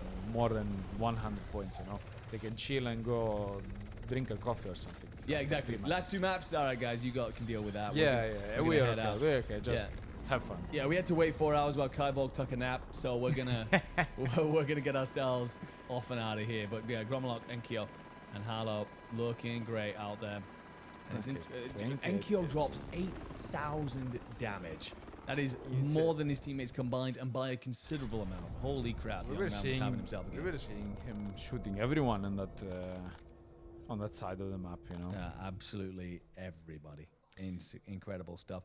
We've spoken multiple times about how loud it is getting inside the Isplace Arena here in Genova, Italy. A quick moment to talk about them as we set up our next match. It's an innovation center dedicated to esports and digital gaming located in the heart of Genova here. We are right in the port. We can look out the window. To my right here, I see boats that I will never own, by the way. Inside the venue, we've got, of course, a wide range of activities related to competitive gaming taking place. Things happen here such as tournaments, structured training sessions, development programs designed to support the growth of esports athletes, and thanks to collaborations with organizations such as the Italian Esports Committee. Eastplace represents a true meeting point between technology, edutainment, which is an incredible word, actually. Educational entertainment is a mix of that, actually. That's I've never heard that one before. I'm taking that one for the future. And competition, with the goal of preparing new generations for the challenges of the digital future. So I'm proud to host our event here in this stunning space, and it's one of the most innovative venues in the Italian gaming scene. So a special thank you to them for welcoming us, and of course contributing to the growth of the Italian and European Warzone community. We've been here now for, I mean, when did you rock up here? Is today your first day inside this venue, or? Yeah, actually the first day. And we're going to be here for 2 days together. Right? We are indeed. Well, you might be leaving me later, but that's on you. I need to check up for something, and then maybe I'm going to come back. Yeah, maybe just not. decided to compete in a tournament straight after this, so fair play to you. But the venue itself, it's glorious. All the players pushed in so close together. Feels like a passion pit out there. Yeah, there's actually like this here. I feel like LANs are getting more friendly, because we're seeing a lot of competition like between players that are being, that they're doing roster mania, and then there like some discussions between them even on LAN. I don't think we have that here. Maybe because of the language barrier, maybe. Even if there's a Nova and NKO team, they're not gonna talk with each other, like they're gonna just show the results in game. They don't care about discussing anything on LAN. But I saw that everyone is friendly. They made a photo like with 30 or 40 players together yesterday night. We weren't there, so we're gonna try to get a photo with them. This guy landed super late and had 2 hours to sleep. So I unfortunately missed that last night, but I'm sure we'll have a great time tonight as well. But yeah, there is an incredible community here. And of course, all packed into what is a brilliant venue. And it does feel like a community place. It feels like the kind of place where everyone can kind of get together, not only, of course, have a great time competing, but then also celebrate with one another afterwards as well. A quick look at the scoreboard here. Novo, top of the lot with 100.4 points. Just not even 10 points behind them, which is insane considering Gentlemates went out of map 2 with 1 point. I'm going to leave you. It's going to be Gentlemates, not a problem, with 90.6 points. Ravens Esports with 71 in third. Feels like it's been a little bit quiet for their typical standard. Fedesh & Co. slipped to fourth, but still a great position from them. And then Enola's roster going to be in fifth. It's Cordwell & Co. who've jumped way up the leaderboard to pop themselves in sixth. And then Raul & Co. in seventh. Feels like they're having themselves a solid time of things. It's going to be Rays, then Skinner, Bobble, and the Blaze lineups just in behind. It's incredibly close for, you've got 0.6 points between 9th and 11th, and then another 5 back to the team in 12th. That's Genesee and Co. We've then got Lenny in 13th. It's going to be Shake in 14th. Red in 15th, and unfortunately still at the bottom of the board here, it is Egony, who's got just 2 drops to fix that. Unfortunately, their tournament is done here in Italy. So that's all the team scores. Why don't we take a look at the fraggers, considering pretty much all of the scores are in. Vortex comfortably at the top with 35. And Kyo with 24. Again, feels like if the Gentlemen hadn't had that one bad map, they'd probably put themselves in a wonderful position. But then King Chalk in third, Andre in fourth, Fedesh in fifth, and we'll share that spot with Fede and Spyro. Hallo, Sucha, and then Europe, I believe, is Nielsen. So Nielsen just outside that top 10, along with Gromolok, Hisras, Blade, Heeds, all the players here right now having themselves a great start to this tournament. But in particular, it is going to be Vortex all the way up there at the top, who's just putting belt to everybody. inside the lobby. 35 kills in just 3 maps. Impressive stuff from him. A player who feels like he's gone from strength to strength this year. Ever since Fede's come into that team, it feels like it's really opened him up. Last year, he felt like he was relatively middle of the pack. This year, largely in portions through the first split as well. And but no, with Fede now alongside him, an incredibly confident player, putting a lot of that experience and technical ability to use to really give his team the best look at things. Now look at the scores specifically from map 3, and wow, Gentlemates dominated that one, my friend. 44.8 points. I'm back. You are indeed. Welcome Okay, back. so who's the best player here? No. So this is the specific scores from game 3. We've run through the leaderboard. It's looking pretty hot. We've got the teams at the top that we would expect. It's going to be pretty hot around 7th as we like it. To see Bubble. Finally, they have a good game now, so maybe they're gonna recover from the next one. Maybe if they get like another 15-20 points, maybe they're gonna get like in top 10 actually. I hope so, because it would be a real shame for... I think Bubble's flown over from North America. I think pretty much everybody else is playing obviously here from UK or France or Italy. Yeah. I'm pretty sure he's flown over from America because he competes with Fun in the regular season. So that would be... Wow. Unless he is back because qualifiers is now done and he's already in 3WC and he's now come back. Yeah. Maybe that's the case and that's why he's playing in this tournament. But if you've flown from North America, that's a long flight for only 5 drops of Warzone. I want to see a better results from Genesi, Villico and Faraone, the Gunners. Okay. Top 12 on this match, because I think they have a good potential as a team. As I saw, they have like a good communication, a lot of passion from Genesi, because he has a brother that is competing at high levels in other FPS titles. Okay. So they're both like in 2 rooms playing. That's and pretty cool. grinding. Yeah, Okay, really so cool. I think he has a lot of passion as his brother, and I think he's gonna have like some good matches. Well, going back to the main page, Genesis team, I believe, are in 12th on 25 points. So they're about 16 behind the team in 7th. Yeah. And a reminder, that team in 7th, that's the all-important cutoff. Everybody underneath that has got their eyes looking at them and seeing how much of a gap they have to close.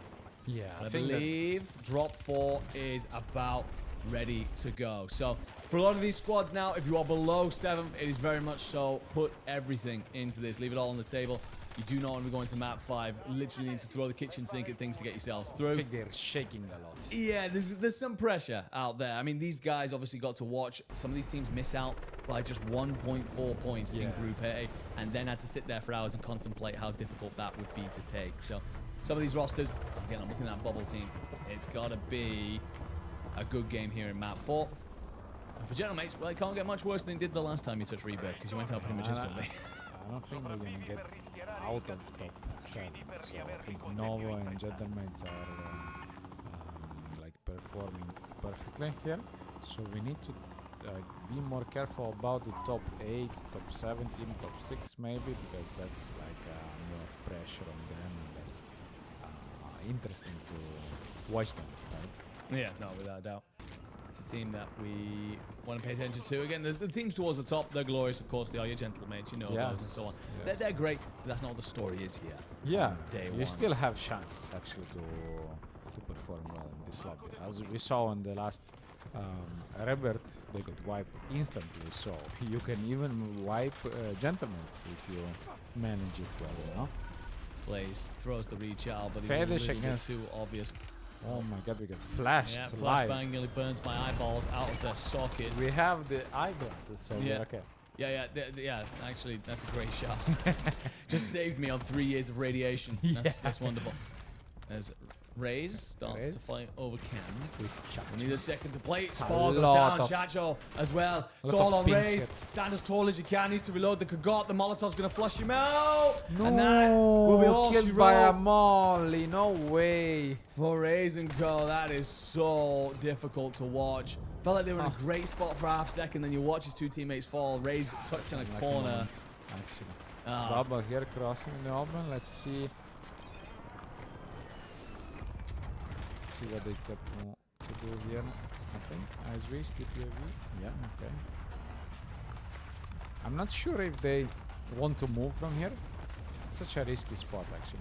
I love the changes on the map. This spot now is like a real POI, you know? Yeah. Before it was like a small building that you couldn't even load there. And concrete. yeah. So Now is a different POI, is an added POI, so teams can play around it. Yes, I like it. It definitely improves the map, the lick of paint that Yeah. has been provided to Rebirth. Even though we've played Rebirth a million times at this point, I know plenty of people have said, you know, it is a glorious map, but we've played it a lot. Can we try something different? I will say the changes that made definitely have made an impact. It's still been a good one to play. Yeah, good flash. We're gonna flash again. Does No. flash roll out, and Kiel does well. Ooh. Shabbat gonna stay out. He was getting shot at from a different building, so just bides half a second just to check that window. Gromalon killing himself, and Knock again. in that Far moment, on. Enkyo goes big. Tune away at a moment where it looked like Enkyo was about to two-piece someone, like he was about to absolutely slam somebody into deck, but we'll see. These guys are a gainer with the scope in the Yeah. water, like a sniper shark. Yeah, not in a great place. Unfortunately, this team are in 14th currently, and the name for this tournament is the Blind Owls. They might want to change to a different animal. It feels like water is more their home than the It's skies. Sharks. Enola. Okay, nice loadout here for Enola. I think he's gonna play Regainer EGL in his team. So maybe he's gonna position himself on top, just giving instructions for his team on what to do. This bounty needs to be done because they need resources, they need money. There's a second safe zone coming in. So if you don't have any UAV or any money to get prepared to the third safe, so you have fire cell, you will be maybe the only one team without any info on the map, without any UAV, so that's risky. It certainly is. It's a great call out. We'll say, actually, weirdly enough, Enola's roster aren't on a UAV currently, so there might be a lack of economy just around the entire lobby at the minute. Yeah. But Genesee and Carl, this is the roster you were calling out, right? You want to see a little bit better. Yeah, I want to Starting see that. 12th, they They were played 16 a lot points. on this spot, actually, a lot. They have a lot of experience on this side of the map, on the factory, both sides on the map. So I think they know how to play it. Maybe they got a bit unlucky earlier, but I think they can play it pretty well, actually. So I want to see them in action now. Oh, They're getting shot behind. Faroni manages to drop Monzo into the water. It looks like he might actually have been Still tries to rezzed. take that knock. And they get He shot from needs- pretty much everywhere else. Yeah, it's a risky one, but he has a regainer on the factory on top. So okay, nice knock here. That's what he needed. He needs kills here. He needs to farm something because they need to recover at some point. So he needs to risk for it. Even if he got shot from other side, he needs to stay on it and try to actually like contest this boat, you know. It might have been worth keeping that team alive for a moment. Try and farm them if they do return. We get a change over to Ooh, who's someone this? got eliminated. Who was this that we just took a look at? Because either way, they're out. Maybe they're gonna now. see the points. Red and Co. and just the one Unlucky, point one kill. on the board. Unlucky. That's a tough one. Not a lot of damage, drop so I four. think they just couldn't even play. No, and it's brutal Rebirth. That's the thing about it. If you get off to a bad start, you are put in a blender really easily, and it's so hard to dig your way out of that situation. By the way, the PA is actually going to knock Heed, who I think's up in the tower there. Yeah, It'll be interesting to see if Ravens can get him back to his feet, or if they 25k actually, a lot of resources here. a hell of a lot of money. Yeah. You can see what Fede's trying to do here. He's not only interested in the tower, but also if anybody decides to rotate up from Stronghold side. Just trying to pay attention to all that. Another team eliminated. Spyro and Colt, they'd had a couple of decent maps, listed themselves into a half-decent position, but 13th place here will not make that last game comfortable at all. Bubble. Let's see Bubble here. 5 kills for Bubble. This is the 6th one. There is two, like one on the top. I think Prison too that he spotted. I think that's another team. 30k. It's a lot of money for them too. They're just waiting for an opportunity to use it and to have the advanced. There's a lot of teams actually playing for that, you know, like Bubble here is playing so well. He's just holding this position, trying to get like to put a pressure, to get some kills. He has a teammate Skinner ready to pop some UAVs there, ready to help the teammates. Good As shot. he is getting knocked around the boat and control from Fede. So Novo is coming on them. Bubble's got to be careful here because Bubble is under UAV, but because he's not spotted, but still, maybe his teammate did. you know that Novo rotating in this direction. You can see Yeah, them. yeah, You've that's- damaged them quite a lot, but you yeah, haven't they need stopped to them. So focus Skinner's on in trouble. They need to focus them. That's a And there very goes risky Skinner. team that is pushing. If Skinner dies, he loses a lot of money. Oh no. Bubble here is getting shot. I think that's another Novo member, no? Might be. pushing. Bubbles back to his feet. Oh, the slide out just carried him a that's further away than he played. would have liked. But the trade does come through. SV gets there. Yeah. And Skinner gets back to his feet. So you've still got the vast majority of the money that you wanted for the fire sale. So you might get Yeah. away with it. There's a horrible moment there where Skinner gets knocked. You're thinking if Bubble goes here as well, you not only are potentially getting wiped, you lost all the money in the fire sale opportunity you've been building up to.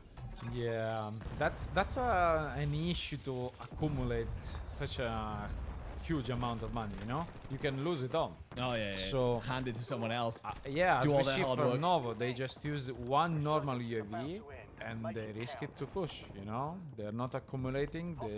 They know that a lot of teams that are just having money and not using them, you can get advantage of that. You know, because they're passive. So you're getting an advantage because you have a UAV popped up. So you can be aggressive. Raul here getting a knock, but he's not risking to take that. Okay, hits. A lot of players around here. Made it to the safe zone. They don't have any info. No, they're in a tough spot. Do have 4 kills if you are Raul, however. Yeah, 7 for King Chok. Right? Reminder, yeah, 7 for King Chalk. So Ravens, who were in Yeah. 3rd place, looking to put a couple more solid maps on the board. They should be comfortably through to tomorrow's grand final, but honestly, they probably would have expected more out of themselves. I think that 10-point first game has hurt them a little bit. Hasn't Yeah. kept them on pace with Gentlemates and Novo. And they'll be wanting to prove to everybody that they can do this here in Italy and really have a shot at taking the crown home. Nova here. Fed died. Blade is dying. Wart is taking some shots, but I think he wants his gun back. Yeah, they're free here. They got some info. We're gonna see what the save decides to pull, where to pull, and which team's gonna Circle. be. it's not bad. It's like central one. Yeah, it's not too Nice. bad, you know. You could play like good Industries, for Water everyone. Tower would be a great Yeah. position here. Maybe the edge of Prison. Yeah, You can- top prison actually too. Oh, this is a sneaky spot actually. This is interesting. You're hoping to catch 1 or 2 players by surprise. Not many players Yeah. play the rooftop there. And, Ooh, well, Raul. Nielsen looks like the Ravens done. Nielsen got. Or did Nielsen get all the kills? No, Selfless. Raul died. Yeah, so it's Nielsen that got all the kills. Just a quick Yeah. flash to the scoreboard there. Didn't really make that clear. But Ravens continuing to just clear out. Doing a wonderful job. It will be Fedesh and Co. who've had themselves a great start to this tournament. Looking to just seal the deal right now and get themselves through to grands. They'll be sat up in bioweapons. Nola here got a good save. I think they're playing more for a late game because they had a save from the beginning on them. They have a safe loadout on the roof, as I know, right? And yeah, a good amount of money to just pop a lot of PAs. I think they need to buy PAs now and clusters maybe. Some ammo boxes, some armor boxes. I'm just saying that these things because everything else they just need to shoot. You know, when you have the info and the resources, the only thing that you like need to do is just shoot enemies, right?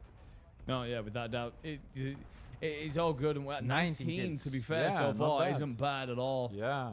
Gentlemates, Enkyo has 12 himself, and you're inside that top 5. You're going to bait one in. Enkyo snaps for the second, gets there. Gets himself 2 more on the board, so that should be 14. I'm just checking up what is happening on the map here so we get a better understanding on what is happening around the map. On every spot, you know, there's not a lot of teams left. So, The team top prison, actually it's yeah. going to be inside of prison, is the Ravens, and they might well land on their French Yeah, Novo here. compadres' foreheads here. Fedesh here too. They're just going to have Industries rolling in for bio side. Yeah.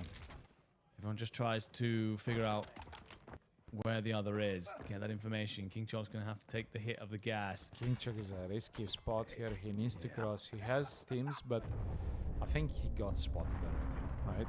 Well, I'm pretty sure this is where you just lost one of your teammates, so he's just trying to buy time. Hopefully someone else gets into a fight. Ooh, He times such it a- very well. And Gromalok. Gromalok's going to be dropped. So Grom was trying to hold. Grom then gets dragged into a different gunfight. King Chalk says, not a problem. Cheers for that one, brother. Finds more kills on the board. He has 9. Perfect. Third party, actually. Maybe he can gather more money here. Oh, doesn't get there. Fede catches him crossing. He's made his way to the water tower. Yeah, I thought. Where's Enkyo in all this? Let's see Nova here. Okay, sorry. We're just switching POVs. So good. We'll find out where we are, guys. Don't worry about it. Okay, we're here. Back. Dash. They were bio. They played industries. They've then rotated in. 3 teams alive, right? 3 teams. 9 all players. Full 3 up. Yeah. So it will come down to a standoff inside of Chemical. Fedesh, Hizrus, and Orlan. They've had themselves a great tournament so far. They were sat, I believe, in 4th place coming into this map. And this will likely confirm that they will see tomorrow's grand finals, but they want to do it in some style. Bounty right on top of them. That's actually on Andre. Now, we know that they're top chem, right? So who else is it in this lobby that's still sniffing around?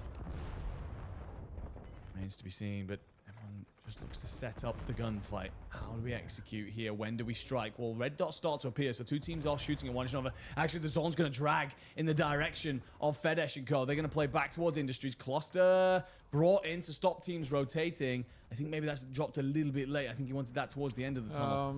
Just a splash. He has such a good amount of money to use that shop, you know, after. Actually, that's I think they can win here, from here. Now they're looking pretty good. The problem is, I was about to say, the gas is weakening you up so much that if someone plays straight through, you're in big trouble. So it's all on his wrist then. He plays PO. It's a 1v1. 1v1. V3, and oh, there goes his wrist. Here, Novo. Novo who stays standing. And it looks like Novo going to get the job done, playing the stairwell, stacked on top of one another. It's a great map, though, from Fedesh and Co. 19 kills, no 1.4. Yeah. It's just Novo to play clean up. I wasn't watching the Novo POVs in this match so much. The match is still going. The match is still going. Give us Novo. Is it? Or it was. It was.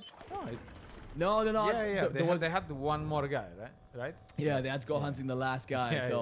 But it will be Novo clearing it up in the end. We'll get to confirmation on all their scores, of course. But yeah, a great job from them. I mean, feels like they played that one super well. Obviously, we get, the team they played through Turbine, they then rotate up towards the catwalk. They just let teams cross in front of them, smirk so many of them. Get yourself towards that top water tower if you're Fede. Anyone trying to play out of prison then to sitting duck and just drop in on everybody else. But it's PO who ruins the day for Fedesh and Co. Felt like Fedesh had the winning condition. Yeah, but they were like a bit splitted there outside the zone. They crossed earlier, but I think they needed to just hold something, I think they were discussing about what to do next, and then comes PO and just destroyed their strats in the middle of their communication, I guess. So yeah, oh no, absolutely. That was a perfect play. Novo get their score on the board immediately, by the way, 137.2, with 7th being at 48.6. Yeah, they're through. They're fine. Ravens Esports 99 points. They're going to be fine.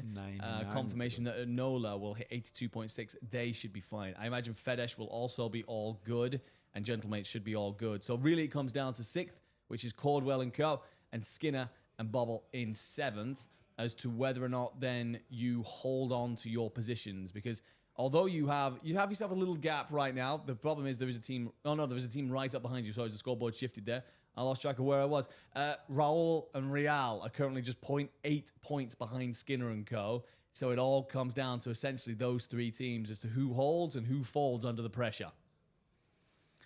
Yeah, let's see what changed here in the last match. So as we see from Genesis that I was expecting better results, now at least we're in top 9. Okay, so they can get another good game with 15, 20 points, and they're in, I think. Yeah, as long as other teams don't have good games ahead of them. Yeah, I guess. Of course, it depends on who you're fighting during the game. So actually, how are you playing the game, and what rotations are you deciding to do? Maybe you know your opponent pretty well, and you know where they are, and just go focus them so they're like getting vibed, and you're getting like a better positioning in the leaderboard. So Yeah, no, definitely. There's a whole story to settle, and we will get that for you in the next one. But a quick scroll to the bottom there showed us that there's actually 1 point between the team in 16th and the team in 15th. Now, a reminder that that team in the bottom gets eliminated after the next map. So all eyes on Red & Co. and Egony & Co. as to who goes home early and who will have to drown their sorrows with 1 or 2 later on. For the rest of the lobby above them, they should be completely fine. It's all, of course, then about that conversation for top 7. Honestly, I think if you're Blaze, if you're Viper, if you're Genesee, those teams are going to need massive games and hope that teams slip up above them. Yes. For me, all comes down to Cordwell, Skinner, and Raoul. Those 3 teams to settle it all in terms of who makes grand finals. And again, we talked about the way the LCQ works. If you missed it, ladies and gentlemen, it is tomorrow, 2 maps. We take the teams in the middle 8 of both lobbies, and we essentially go, all right, it's wild card. Whoever wins map 1, you're through to grand finals. Whoever then wins map 2, you're through to grand finals. So it doesn't matter how good a shooter you are so often in those situations. We've seen it before with solo YOLOs and wild cards. It can come down to just a little bit of luck and a hell of a lot of preparation. yeah, as we see, Vortex is still on top. What can I say? I don't know how many lands he did actually. Maybe like more than his skills now. Maybe more than 50 lands in his experience. So He's I been think around. yeah, that's insane. Who is Europe? Europe is Nielsen. I don't know. Okay. Yeah, I don't know why he's playing on a different account, but it's Nielsen. Okay. So Vortex, Hollow. I mean, Vortex has a massive lead over everybody else. Hollow, King Chalk, Andre having himself a great tournament. Fede, Enkyo, Nielsen, Fedesh, Pio. That will be your top 9, and then Hisrus will make up your 10th position. I loved how King Choke was playing this match. Yeah. That was a perfect gameplay from him. POV is insanely enjoyable to watch. Actually. Yeah. No, he's been such a talent to watch this year. Again, Nielsen definitely been the superstar on that Ravens roster without a doubt, but it's a case for King Chalk of going from a player that looked good at times, was mostly just solid and consistent, to always looks really good, and every now and again nukes entire lobbies. So to see the evolution that he's been on this year is truly something. A Frenchman announcing himself in a stacked country as well is France. Taking a look specifically at Game 4, one of our closer lobbies overall. We had 36.8 points if you're Novo, 28 if you're Ravens. 3 teams then all finished on 26.6 points. Yeah. Fedesh, Gromolok, and Enola, and all of those teams are going to be top 5 currently. Top 7. So fun to watch, actually. The same points. We should see in the next match if the teams from the bottom gonna change their how they move on the map, because actually they need a lot of points, but if you're not getting enough resources at the start of the match, you cannot gather the info, and without info you're not getting like decent decision making on who to push and who's easier to push. So I think to recover and to have a pretty good match, you don't rely on luck, you rely on execution and taking the best resources at the start. So you have money, you pop UAVs, you spam UAVs, otherwise you're not making those kills. You are not wrong. And it now comes down to just one last drop here on Haven's Hollow. Reminder, 3 teams really that are in the balance when it comes to getting qualification to tomorrow's finals, or whether you have to play through that dreaded LCQ. Caldwell, they're in the driving seat. They have 53.6 points. Skinner, they're holding on to the deciding spot by the skin of their teeth, 48.6 points. And then just 0.8 points behind them is Real, Sucha, and Raul. And really, who are we watching now? Well, it's got to be those 3. It's got to be Skinner and Co. I think we pay attention to them quite a bit. If they're getting off to a great game, then that puts pressure onto Raul and Co. If they're not, then it might be that LCQ for them tomorrow. Okay, so Skin and Co, you said, with who? Maybe I have Skinner, Bobble, and SV. Okay. That's probably... Oh, actually, we're on Raul right now. We can pay attention to them, to be fair. Yeah, let's watch Raul. He's on barn, as before I saw. And there's a team landing with them, as we saw from the last Heaven's Hall.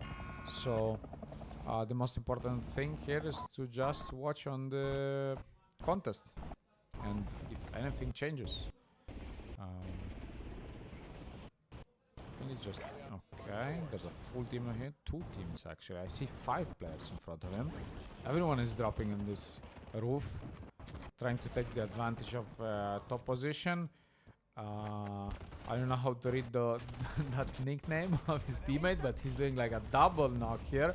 Oh wow, that's the start you wanted. Yeah, that's the best start that your teammate is outperforming here. Raul didn't even shot once, you know. His teammate just got a triple kill or something like that. So Well, the thing is, yeah, if we were able to show you a live update as we go, that would actually likely put Raul inside the top 7 now, because it's unlikely that Skinner and Co have a full team wipe already at this point. But it will mean that the pressure then falls to Skinner, Bubble, and SV. But Raul, you are sat in Barn. Now, this is a great place to try and get kills. It can be a horrible spot to anchor. You can definitely be flushed out from multiple different positions. So, gotta make sure you keep your wits about you. Still enemies here. There is indeed. Raul is trying to spy over the top fence line here. It shoots at an awkward time. Nova how they're going. Sorry for that. We're gonna see Nova how they're going at the start. Sounds good. Someone change because the safe, as I saw from the safe, so they need to rotate.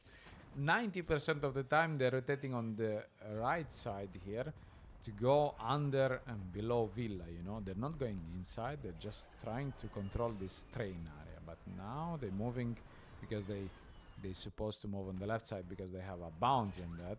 And maybe they want to put more pressure on Gentlemates and take even more points and even more free space on the map by killing them. That's certainly an idea. It's all about the execution on that. And good shots in the end from Fede. Was made to work for it. Here. Brutus gets dropped. Gentlemates just going to a little counter UAV up, make sure they're off of everybody's radar, and then also just drop a little frappe, you said it? Dispersion onto someone's head on the boat. Seems to be a nuisance. Tomahawk, almost headshot. It would be delightful. Imagine. Vortex, by the way, he's dropped over towards houses over at Brown, so you'll need a couple of seconds to get back. This is an important fight, actually. I want to be here and see that fight, how it goes. We can actually switch to Pio, I think. We didn't saw his start on Heaven Solo. Well, Enola doesn't have anything just yet. Yeah, He's anchoring they're near, actually. They did a flag here. Yeah, they've done a recon. So it's going to tell us that the zone's pulling, I think, more towards maybe church or bowling, judging on that circle. Yeah, Fetish is in the house. You know, in the city. He's trying to find someone. He's hitting something. Okay, nice. Nice shot. It's a good one. Yeah, Hayes versus Everyone is playing on bounties this game. That's the last game. You need to play on kills, so I think they didn't get my advices to spam UAVs, you know. I think they just take bounties and try to get this. We're casters now, brother. Players don't pay attention to our advice. They do not care for what we have to say. It's probably worth checking in soon with the 3 teams that are on that bubble, but also the 2 teams towards the bottom. See how they're all looking. He's just trying to get out. Pierce here. Will be dropped. Agony, how they going there? Agony are on the bottom. Yeah, by 1 point. Yeah, by 1 point, so it's very important for them. They're just competing against 1 team at this point. Well, it's against Red and Skillman, and every single one of those little kills you can take away. Reminder, in 4 drops, they've managed 9 points. If you get yourself like 5 here, that might be enough to keep you in the tournament, which is incredible to think. We look over at Genesee and Co. This roster would need something nuclear to even get close to the bubble, so they're probably not going to be too involved. Novo, they're doing their thing. I've squeezed in from research, taking control of the train cars now. The circle pushes everybody over towards the main street side. It's flexing what he's doing here on train station. Yeah, we haven't had the opportunity to look at this team much, to be honest. Yes, They're actually that's a good one. in 9th. Yeah. 36 points coming into this one. So again, we'd need a nuclear game. So with 5 at this stage is actually a pretty good start, but you need to be incredibly consistent to put yourself even close to the teams that are going to be pushing that top 7. Shots. He's going to get away. Look at Raze, Brutus And our friend Chacho, whose name we have definitely murdered through this entire tournament. Yeah. Let's see Spyro. What's Spyro? How's it going? Spyro's a good one to tune in with. These guys were sat in 6th. They were 5 points clear of the team in 7th, and they are not having a good time of it. Monzo holding his team in it by the skin of their teeth. They need points. They must walk away with probably at least 10, maybe preferably towards 20, in order to ensure that they stay in. Because even though they are in 6th, they're 5 points ahead of. They were 5 points ahead of the team in 7th, and then less than 6 ahead of the team in 8th. So if both 7th and 8th had good games, you didn't, you drop out. Has a good opportunity to take those kills. Actually, with advanced popped yearly, then the others they moved from Lumber to this spot, the other side of the map actually. Yeah, you saw how many pings are there. Everyone is in train station, around train station. There's like 15 players around it. Everyone is landing in the water. Oh my god. That's a traction nice straight out of the sky. I think there's a couple more down there for you to go hunting with. Yeah, I think he's on a hunt. And your advance runs out just at the worst moment, probably if you are Enkyo, but you should have the backup. You should be able to look over the top. That's Skinner next. Remember that Skinner team are right on the bubble. They need everything. And gets the chow come through. Enkyo's going to stim, slip away. Dravet gets reloaded. Plates are slotted in. You have 12k here. You don't want to be losing this. Hollow does have 18, but you want to make sure you have all of it for the fire sale. Yeah, he's leaving the money here and he's going on. Like, continue. That's the right call. Yeah, continue just pushing fire sale with 40k actually. Like that's I don't know how many advanced at this point. They're gonna pop them like at the infinite amount. Okay, let's see. 3 teams are out at this point. How's Novo doing here? Curious about how Skinner, Bubble, and SV are doing it, because they were in a hell of a lot of trouble. Yeah, which team was that? And they're the team on 7th. Yeah, 7th is the Novo. Sorry. Okay, maybe. So that is dead. As gentlemen continue to look good here.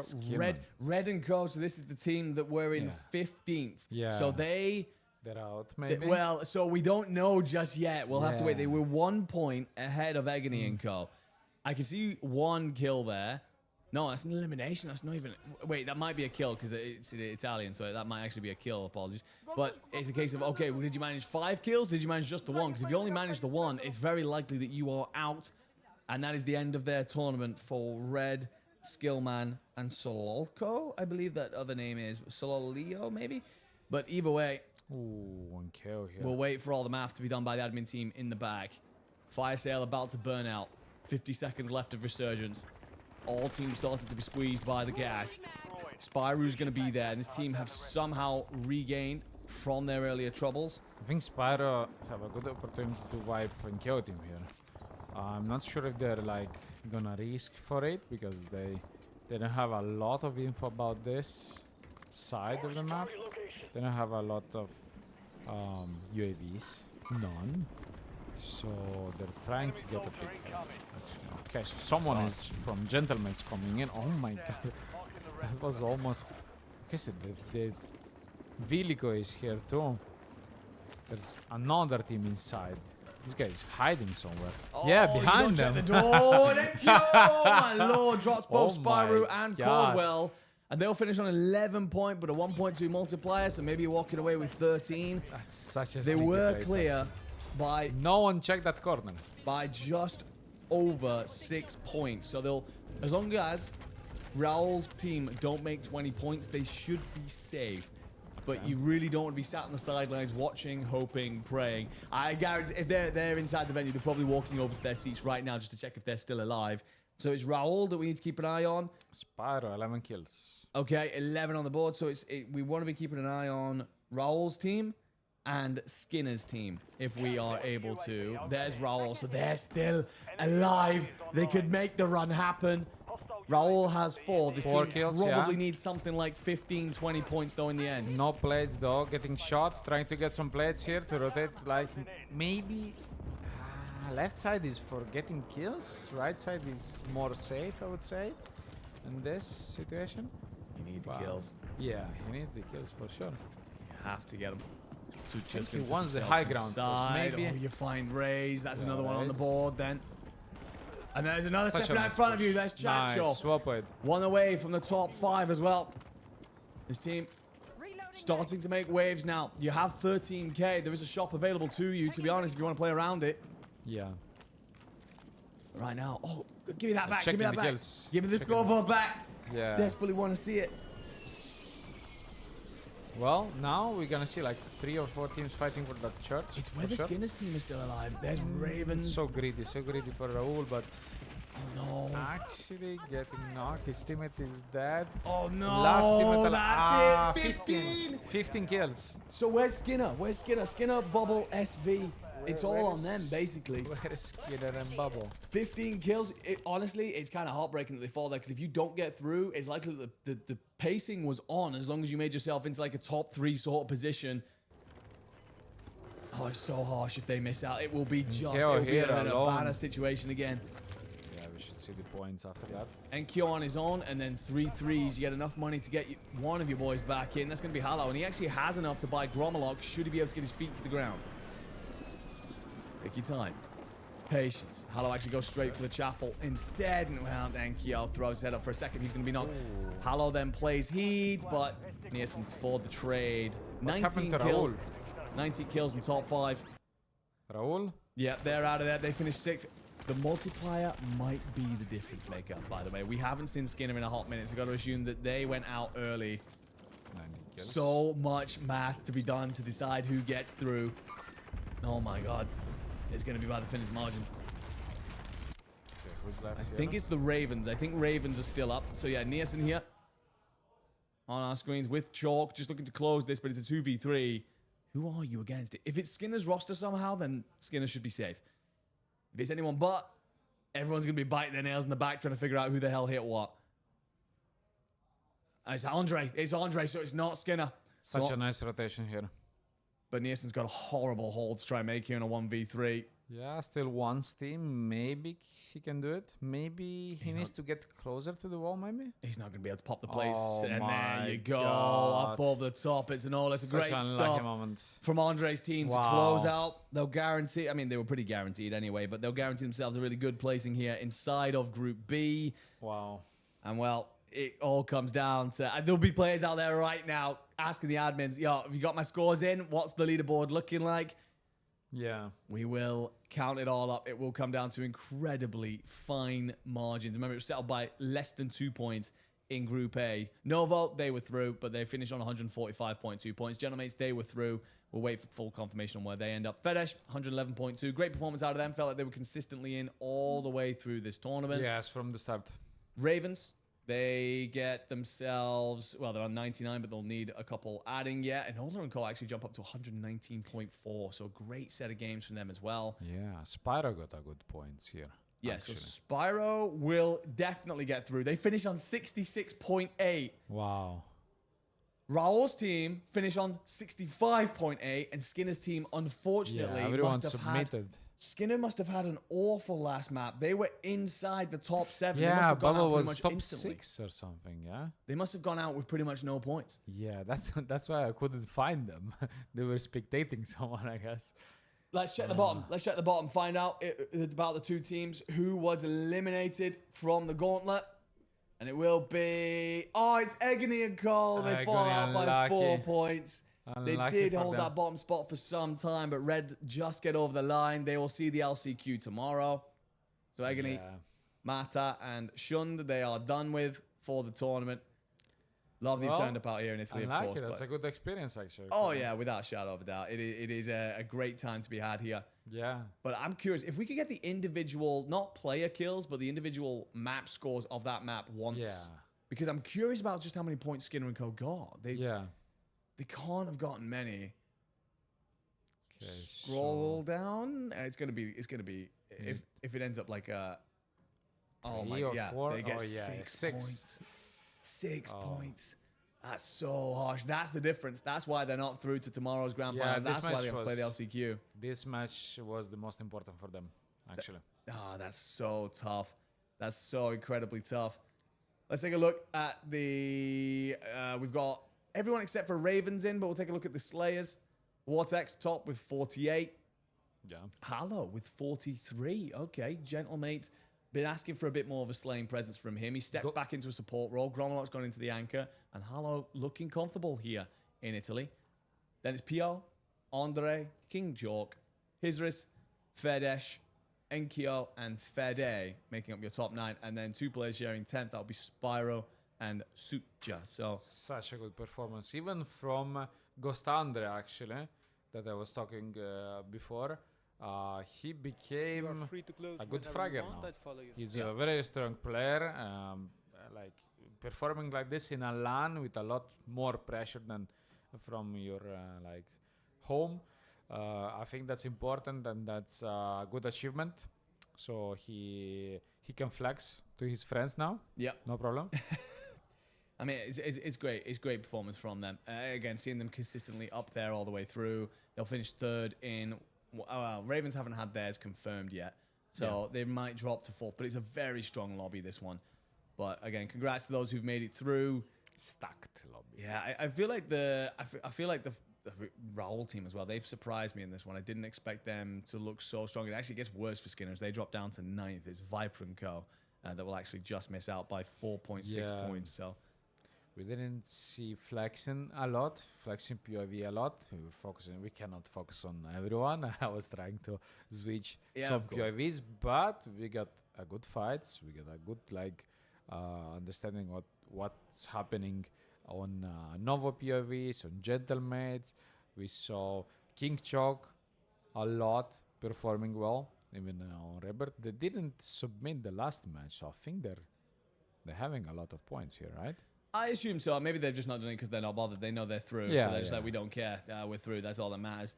But well, I guess that is pretty much everything then for today because the Ravens are lazy. But we will say goodbye to one team. We've sent 14 through to the grand finals tomorrow. We will have another 16 because one of them didn't turn up. Another 16 through to the LCQs in the morning as well. Reminder of how that is going to work. The LCQ, it will be one team taking each map and they will book their ticket to grand finals. Essentially a wild card. 16 teams drop in for lobby 1. The winner of that, they'll go to the final. 15 teams will drop in for lobby 2. Winner of that will go to the final. Everybody else, your tournament's done, and then it's grand finals to settle 4,800 euros. My friend, incredible day 1. Great stuff out of you. How are you feeling at the end of today? I think this event, this LAN, gave me the energy and the feeling that we're like moving forward and becoming a better community actually in Italy for sure.